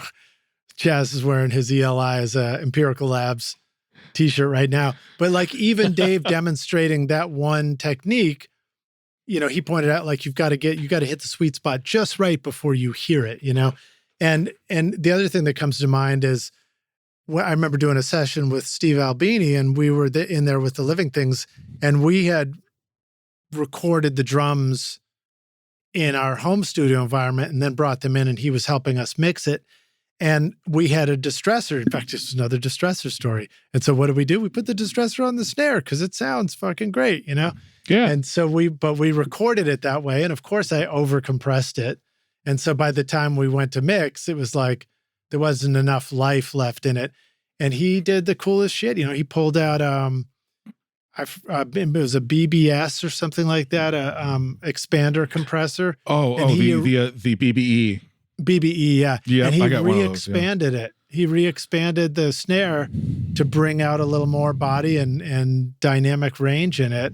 So he basically did some trickery to help uncompress it a little bit. Yeah. I mean, still no substitute for just getting it right in the first place, but absolutely, it's fun to discover these ways to, treat stuff, overdo it, and then pull it back with some of these tools if you can figure it out. Well, yeah, and the thing is like I've always been sensitive to sound, and I think it's because I'm blind in one eye pretty much, and I was with my vision impairment, I think I became more sensitive to sound. So, those 2 years of high school, just sitting around with EHX pedals and guitar and stuff, like I would just sit there and play with sounds because I was like kind of trapped in a room for the better part of 2 years, and just really fine tuning on it. And so I don't want to say it's like a work ethic thing, but that curiosity to play with sounds and experiment hasn't left me. Like I'm still all for, like, somebody comes in and if somebody wants to do a recording session and they're like, hey, I heard about this technique, can we try it? Or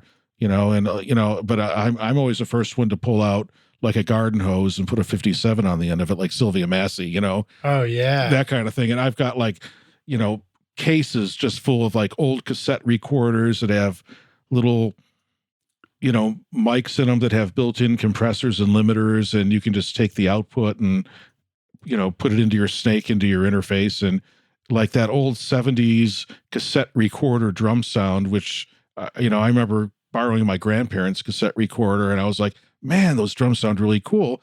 And it's because it's pretty much like the sound of going through like a talkback mic, kind of like the Phil Collins thing, right, where you're going through like a talkback mic and a limiter on a board.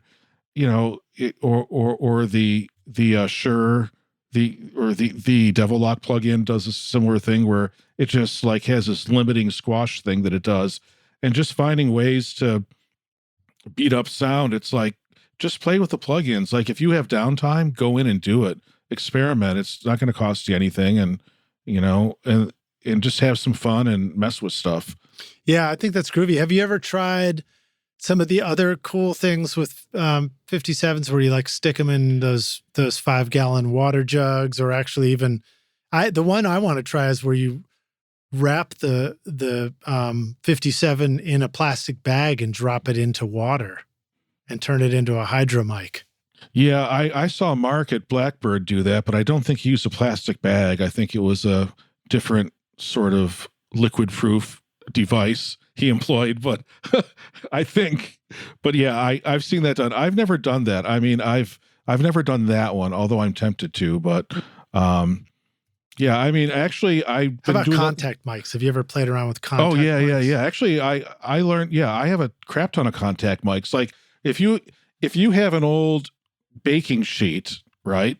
Like that you bake cookies on or a pizza in your oven, and you put a contact mic on it and then a contact speaker, you've just built yourself a plate reverb, right? And it works like really, really well. And you can just epoxy or hot glue gun contact mics onto a piece of sheet metal and basically make your own EMT 140 and just do crazy stuff. So contact mics are amazing. And kind of like PZM mics, right? Boundary mics. You know, just putting them on a wall somewhere, or a technique that I learned actually from Armin Petrie. I think we were recording a Goo Goo Dolls song for either a Batman movie or a Freddy Krueger movie.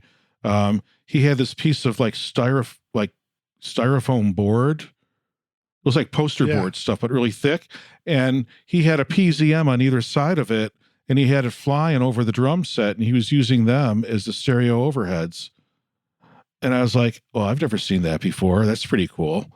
The PZM mics? Yeah. So he basically had this sheet of like, 3 foot by 4 foot or whatever, like poster board thick.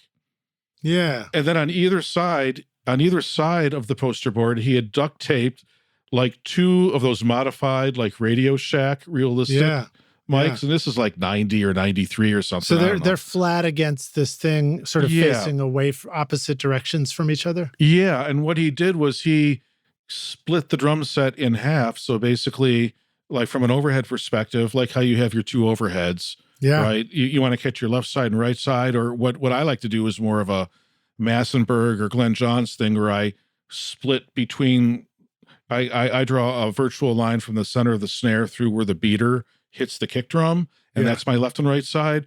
And then he hung it about 4 or 5 feet up and use that for stereo overheads, like these PZM mics. Yeah. And it was like the coolest thing. And we used to use them to record like room sounds. So like if you have a Marshall stack in a giant room and you want to get a room sound, just put a PZM like in the back of the room. Right, and because it's on the wall too, so you're not getting any low end cancellation. You're getting the most buildup. Of which is why, like, you've probably seen Steve do this at Electrical in Chicago, but I know he used to put a couple like room mics on the floor, like either the they're the Altec 150s, the Coke bottle Altec mics. Yeah, he used the Coke bottles, and then he used sometimes I've seen him use the MK012s, the Russian mics. The what the hell's it? Right, Soyuz. No, not Soyuz. The Octavas. Octavas. Yeah, those are great. Yeah. The other thing that he would do was the Altec Coke bottle mics. They if you lay them on the ground, the diaphragm is actually maybe an inch above the ground or something like that. He'd actually take some tape and tape them down so they're sort of tilted so that the diaphragm got as low as possible to the ground. I guess if you stomped around on it, it'd pick up the vibration too. But and that's actually, that concept is actually important and kind of ties into your question about like, recording loud punk rock bands and stuff. It's like microphone placement is key, but like if you're recording a big amp, like let's say a Fender Twin or a AC30 or AC15, right? And the amp sitting on the floor, and you put a 57 like right next to the floor recording it, you're going to get all kinds of comb filtering and phase cancellation. So get that amplifier up on a chair, up off the ground. And how the PCM boundary mics work is that the diaphragm is only like a millimeter or 2 away from the surface, so you're not getting that phase cancellation, right? And so the same thing holds true if you're miking an amplifier. Don't put the mic at the bottom speaker on a Marshall 4x12 that's like 3 inches off the ground, because you're going to get weird sound. Put it up on a top speaker, right? So or if you have a little combo amp, get it up on a chair or one of those amp stand things. Just get it 2-3 feet off the ground. And but PZM mics are amazing. You can do really cool stuff with them and just experiment. iZotope is truly amazing for mixing and mastering your music, like the new iZotope Plasma plugin featuring flux saturation, which helps you sculpt the harmonics in your sound, enhancing the excitement and clarity of your tracks or mixes. And Ozone, with its built-in mastering assistant, helps you analyze your mix, suggesting all the settings you need for a professionally mastered result based on your chosen style of music and EQ curve, referencing a specific song if you want. Ozone features sophisticated yet simple modules like clarity, impact, low-end focus, stabilizer, imager, exciter, and spectral shaping, along with powerful dynamic EQ, compression, and limiting, allowing you to adjust the settings to your taste so it sounds incredible. And with the magic of master rebalance, you can even manipulate the vocal, bass, and drums separately at the mastering stage. Use the code ROCK10 to get 10% off Plasma Ozone RX or any of the fantastic plugins at iZotope.com.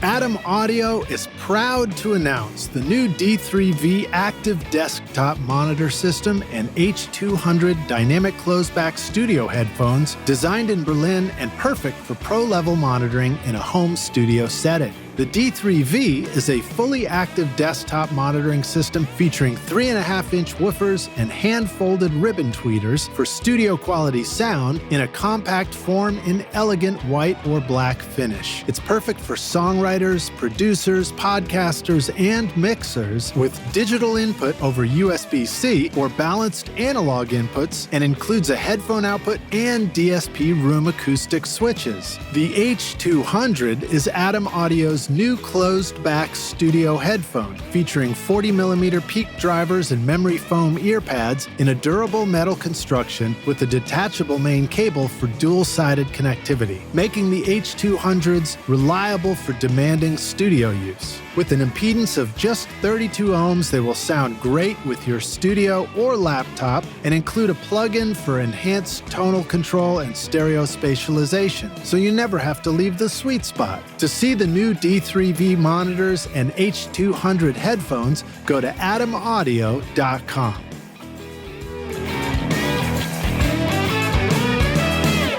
Yeah, we've been talking on the show about using them as kick drum mics, and I keep meaning to try that again. You just put it inside the kick drum on the bottom on the pillow or whatever. Yep.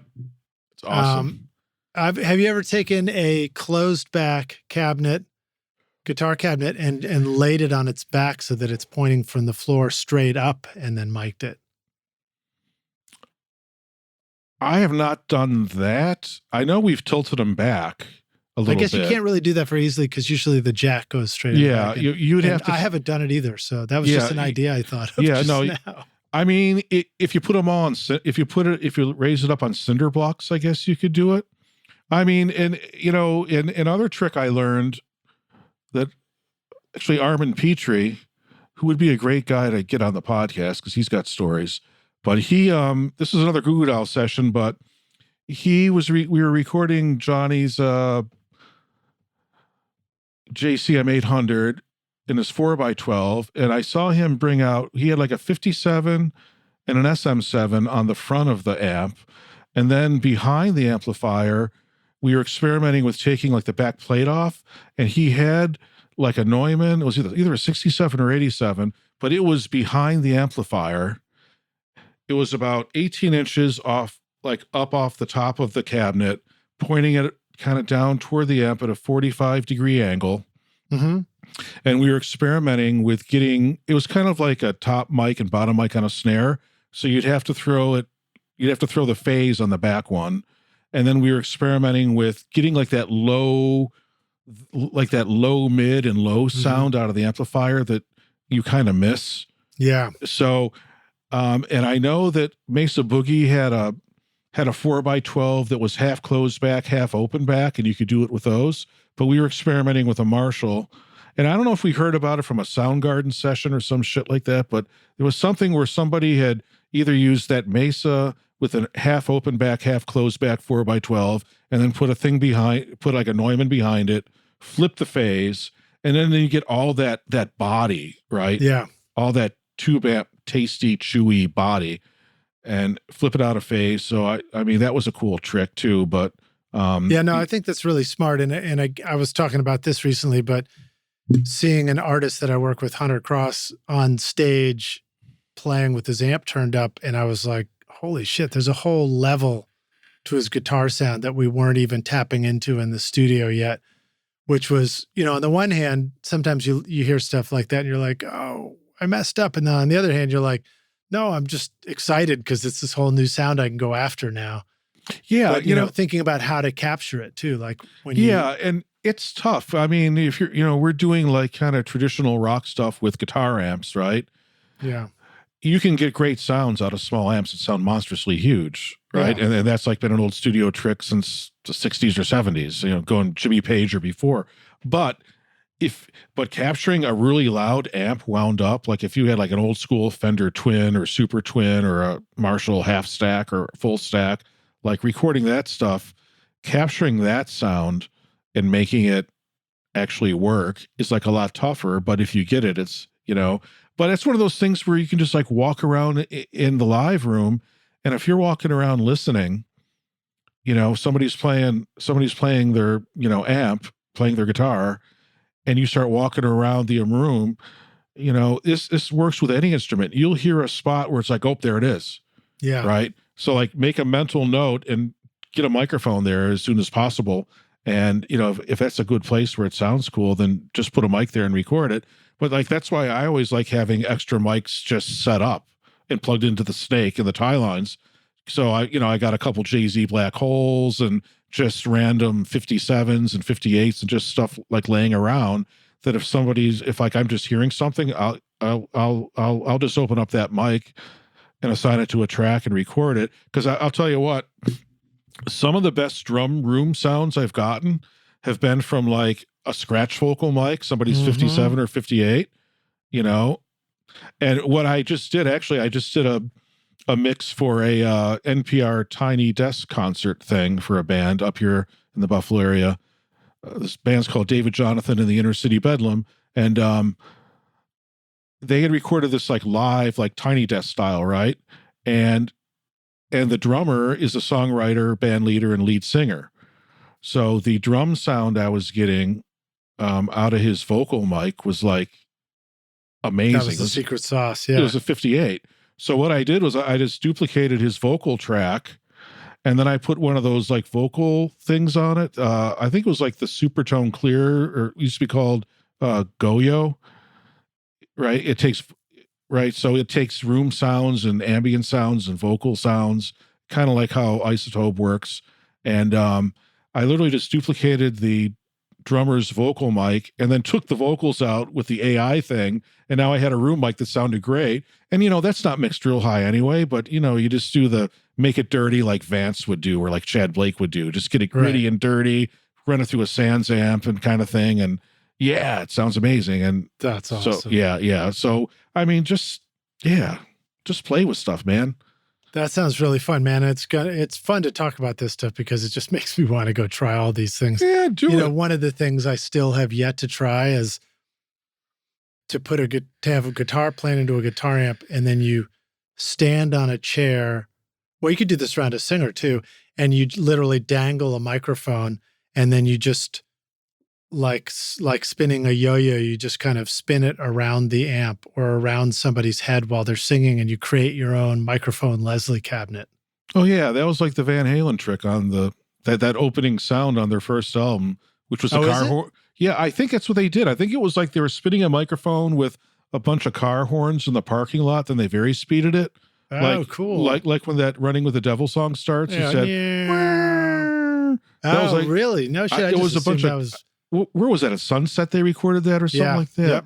I think it was the Sunset parking lot. Somebody was standing in the middle of all the cars. They were holding the car horns down and spinning the microphone. Then they very speeded it and made that noise. That's brilliant. I mean, just play with stuff, man. I mean, this, like, people are so worried about, oh my God, I got to time align it. I got to tune it. I got to put it on the grid. I got to just play with stuff first, you know? And I guess I had the luxury of playing as a kid, when I was blind, and then in the 80s when, I was living in the middle of nowhere and had no one to play, be in a band with, and just experimenting. So, it's not a bad thing to do, because you'll discover like happy accidents. Right. So you, one of the things you mentioned in what you sent me before this interview was just the importance of being fearless, which we're talking about with these playful ideas. I mean, it does sometimes help to do them before the session, or give yourself the freedom to experiment sort of off the clock. But sometimes it's good to be fearless and experiment on the clock too. Oh, yeah. But one of the things that you did that I know for many people is pretty fearful, which is putting yourself on a podcast like this. But you also started up a YouTube channel and started just making YouTube videos. Oh, that, so yeah, I wanted like 12 of them or so. It totally, dude, that YouTube channel sucks. YouTube's such a pain in the ass. But yeah, I so did. Talk about that. What was that a being fearless moment for you? No, because I mean, here's the thing. I like talking. I hate talking about myself, but I do it because I have to. So, which seems weird because I think I mask my fear pretty well. But yeah, I always had terrible stage fright before gigs. And, yeah, I was actually shaking before I got on the Zoom call with you here. I was like nervous. Right on. Well, I'm glad I bring that out. But the thing is like, me being an old sci-fi fan, I always remember the Frank Herbert quote from Dune, that fear is the mind killer. Right. I will face my fear and let it pass through me, and then all that remains is me, or something like that. So it's just like, you just got to get over it. That's great. But yeah, being fearless and just doing what you got to do. What was your original question? I'm sorry, ADHD or something? No, that was it. It was the fearless topic, and I just threw in the YouTube reference. Yeah, yeah. Oh, yeah. The YouTube thing. So yeah, I mean, some of the videos, it's funny because you see like really well produced videos where people are like over the top, and I don't want to call anybody out, or because I don't mean it in a bad way, but but you get these really like well produced videos, and all of a sudden people are getting sponsored by Sweetwater or whoever and all that stuff. And that's cool. If that works for you, great. But then you see like, Sylvia Massey's got like an iPhone and she's just walking around filming shit. Yeah. And it's like, to me, like way more engaging. And like, I was trying to get cute and do little skits and stuff. And, because I did go to college for photography. So, I have a background in photography and some video stuff. And right on. So I was like, oh, I'm going to get cute and do stuff with anamorphic lenses and do this shit and do little skits and funny stuff. And then I'm just like, And quite honestly, you know what? I've been so busy with DIY studio stuff and just client stuff that like, I don't have time to like do tons of YouTube stuff. So, and it's nothing against YouTube, but I also don't want to get sucked into, because I've seen it happen with people I know, where you get sucked into that YouTube thing. It's like, oh, my views are down 2.6% from last week, and people are stressing and, having blood pressure issues because of YouTube and ad revenue and sponsorships and all that. It's like, that's no way to live, man. That's no way to live. Well, I think it's an interesting topic to just, to hear your take on it. Because I do think that it is something that a lot of us as studio people consider at some point. We might either think, maybe I should start a YouTube thing. We might think, I need to be more present on social media. I remember when my brother-in-law, when I first started my studio, he was like, dude, you got to get a Facebook thing and start posting. I'm like, what? Why do people want to know what food I'm eating for lunch, whatever it was? Yeah, I mean, we're posting stuff on TikTok and Instagram and Twitter and Facebook and all that. And, I mean, I put my first YouTube video up like in a year and a half, like at NAMM, because our friend Addie Pargetny, who you interviewed, and thank you for hooking him up. I brought him some Polish donuts from Buffalo. So he was like, what? There's these Polish donuts called punchkis, which are eaten, they're eaten like before Lent. So it's sort of like it's sort of like a Polish like tradition. You're supposed to fatten yourself up before Lent starts and all that. So there's some Buffalo supermarkets and stuff that have. So I put up a YouTube video of me bringing punchkis that we flew in from Buffalo to like Nam, and we're like in front of the Nam sign eating these gigantic, monstrous punchkis, these Polish donuts. Awesome. But yeah, How long is Lent? How long is Lent? I don't know. I'm not Catholic, so I don't know. I don't know. But I don't know if you actually stop eating or if you just sort of back off. No. Well, I think there's dietary rules for Lent, but not being Catholic, or I don't know what those are. But donut's a good way to start, though. Yeah, and and there's no meat product in it, so me being the lacto-ovo vegetarian, I can still eat a donut. So right, yeah, that's right. For 15 years, I owned a famous MCI console that came from Criteria Studio C in Miami, where it made many Grammy-winning records in the 1970s, and it sounded amazing. When I was ready to upgrade my studio to full digital mixing, I decided to team up with Rick Carson at Make Believe Studio, Metric Halo, and Golden Ear producer Bill Simzik to recreate the legendary MCI console as the new MBSI plugin. This isn't just another boring plugin. The MBSI captures that same iconic sound that was used on multi-million selling records like Hotel California for the Eagles, produced by Bill Simzik, Saturday Night Fever and Stayin' Alive for the Bee Gees, I Shot the Sheriff for Eric Clapton, We're an American Band for Grand Funk Railroad, and the soundtrack to Grease, and was loved by legendary producers like Tom Dowd, Todd Rundgren, and Bill Simzik, to name just a few. The MBSI plugin not only delivers the authentic sound of the original MCI console faithfully, but it also adds new features like a top-notch compressor, overdrive, and a high and low-pass filter switch. Features I always wished that the console had. Now you too can get that Grammy-winning MCI sound in your home studio, just like me. Whether you're recording or mixing, you can experience the sound of Miami 1976 with the MBSI plugin and soak up a little sunshine in your sound. Go to makebelievestudio.com/MBSI. Are you recording your own music or other people's music in your studio, but you're having trouble figuring out how to get your mixes to sound great? Do they sound weak or distant or lack punch or clarity? Well, I've got a gift to help you take your mixes from sounding like basement demos to sounding a lot more like professional mixes. And it's my free course called Mix Master Bundle. This course will show you how to get pro-sounding mixes from your home studio using free and stock plugins in Pro Tools. And the best part is that these mixing techniques will work for you in any DAW, whether you're in Logic, Cubase, PreSonus Studio One, Reaper, or anything you're using. Are you ready to make your best record ever? Then go to mixmasterbundle.com to get started for free now, and you can use the clickable link in the show notes of this episode. Well, let's see. There was one other comment you made before we close out. That you said in here, and I don't know whether it was something for real to say, but you said you had some thoughts on Donald Hoffman's research into consciousness being fundamental before space-time and the universe.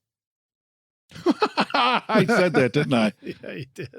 Yeah, well, yeah. It's interesting because, I've always had I've always had a fascination with science and tech and all that stuff. Yeah. So, and both my grandfathers were engineers, and my one grandfather made parts for the moon launches and NASA for like the Apollo program, and both So, my brother and I were both encouraged to explore like technology and, gadgets and gizmos and stuff like that, electronics and whatever. So physics and all that has always kind of fascinated me. And, Einstein, Stephen Hawking, and now Donald Hoffman's doing some amazing research now that it's interesting because his take is that our perception of the universe is kind of flawed because it's through this interface that we call our human body, right? So they're doing these statistical models and analytics to try to figure out it's been sort of a held principle in in physics that space-time is fundamental to our existence, which is like the fabric of space and time. But they're seeing, but there's all these things that physics can't resolve. So they've been looking for this unified theory and all this stuff, and nothing ever works. Nothing ever works. And they've been beating themselves up with supercomputers for decades and decades, and they still can't make it work. And then they're starting to see these weird kind of anomalous things where it's like, well, maybe space-time isn't fundamental. Maybe, consciousness is fundamental. And what we perceive as space and time evolves from this kind of primordial or this more fundamental layer of consciousness. And what's to me is interesting with music is that music would not exist without space-time, because in physics it's called the arrow of time, right? So time always travels forward. You can't go backwards. So you can't have music without time going from one point to another point, right? You can't have moving pictures. Well, you can have pictures, you can have little snippets and photographs, but you can't have moving pictures like a film or video without time going one way or the other, right? So I'm trying to remember why sort of the idea that like a sound wave propagates through rarefaction of air, and therefore it happens over time. But my whole thought about that was that, like, without this universe, the existence that we know is reality, right? Like, music wouldn't exist. And it's been getting me thinking, like, what if space-time, like there's like multiverse theories and like all time exists simultaneously and all that. So how would language work? How would music work if all time existed at once? You wouldn't be able to like hit the play button and listen back. Like, if everything existed, you would have already heard it before it was made. But if everything exists simultaneously, so Donald Hoffman's doing some absolutely like amazing research, and they're finding these like mathematical geometric structures that exist outside of space-time, and they think that possibly consciousness is like, there's a universal consciousness that exists, and we're just all like little pieces of the universe trying to figure itself out kind of thing. Right. So, but it's just, to me, struck me as like, man, if we didn't live in this reality, like with the arrow of time always moving forward, we wouldn't have music, Yeah. And then we couldn't buy guitars. That would suck. No, but Stephen Hawking, said or theorized that if you could do something that would break the laws of space-time, that the universe probably wouldn't let you do it kind of thing. So, but it's just all stuff that I see it like dovetails into music and art in some ways, because there's those moments we have when you hear a really cool Atmos mix, or you hear a really cool song, or you like at an art gallery and see an amazing piece of art.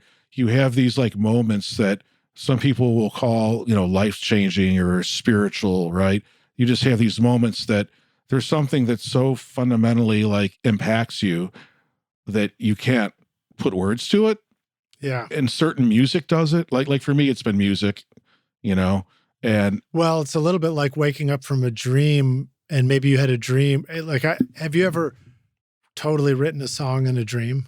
Oh yeah, a bunch of times. And then you wake up, and then it just fades away. It's no longer there, and you can't can't put it into words. I've had actual songs I've written in my dreams. Then there's songs that I heard because I left the radio on when like in high school. There were songs that were playing on the radio overnight, and I'd wake up. I'm like, oh, I think I thought of another cool song in my dream. I start playing this song and figuring out what I heard in my head. And then I'm listening to the radio in the car, like going somewhere with my parents. And then the song would come on the radio, and it was like Jackson Browne, the Boulevard song. I remember that. I remember that song because it was like dun dun dun dun dun dun. It was like that riff, and dun dun dun dun dun dun. I remember hearing that riff, waking up hearing that riff in my head. I got my guitar, figured it out. It's like later I discovered, nope, I heard it in my sleep. I absorbed it, but yeah, maybe that was the multi-universe in happening in real time. But yeah, so yeah, right on. Well, dude, it's been a blast hanging out with you, man. It's always great to see you. It's fun to just chat with you and see your really cool studio through the video here. Maybe I'll have this video available for you at some point, rock stars. But beautiful place, man. I'd love to come see your studio sometime. Yeah. Let me go to this question, which I love to ask our guests, and you've been waiting for it yourself, man. We're going to take the Wayback Studio machine, and we'll go record some car horns, slow them down, and go zip, zip, zip, zip, zip, zip. And then we'll go back in time, and you get to find young Chaz Root. I don't know, the first? I don't know. But you say, listen, Chaz, I've come back to give you this one bit of advice. Here's the single most important thing you need to know to be a rock star of the studio yourself one day. What advice do you want to go back and give yourself if you could? Not that I want to mess with the fabric of space-time, and change the timeline, but I think I would tell myself to be fearless sooner, because I went through a long period where, I don't want to say like I was a doormat or something, but I was just not standing up for myself enough.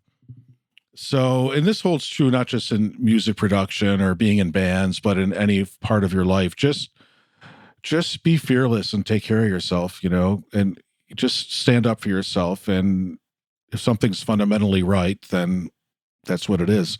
Go for it. So, yeah, I say it would be fearless. Awesome, man. Well, Chaz, thanks for hanging with us, dude. It's always great to see you. Let the rock stars know. Of course, we'll have links in the show notes, rock stars, if you want to go listen to the records or just click through. But verbally, let them know where should they go find out more about you. What if they're ready to come make a record in a beautiful wooded setting with a stream out the window? Yeah, our website is www.electricowlworks.com. That's all one word. We're also on Instagram is EOW Audio. Twitter is EOW Audio. I'm pretty sure TikTok is EOW Audio.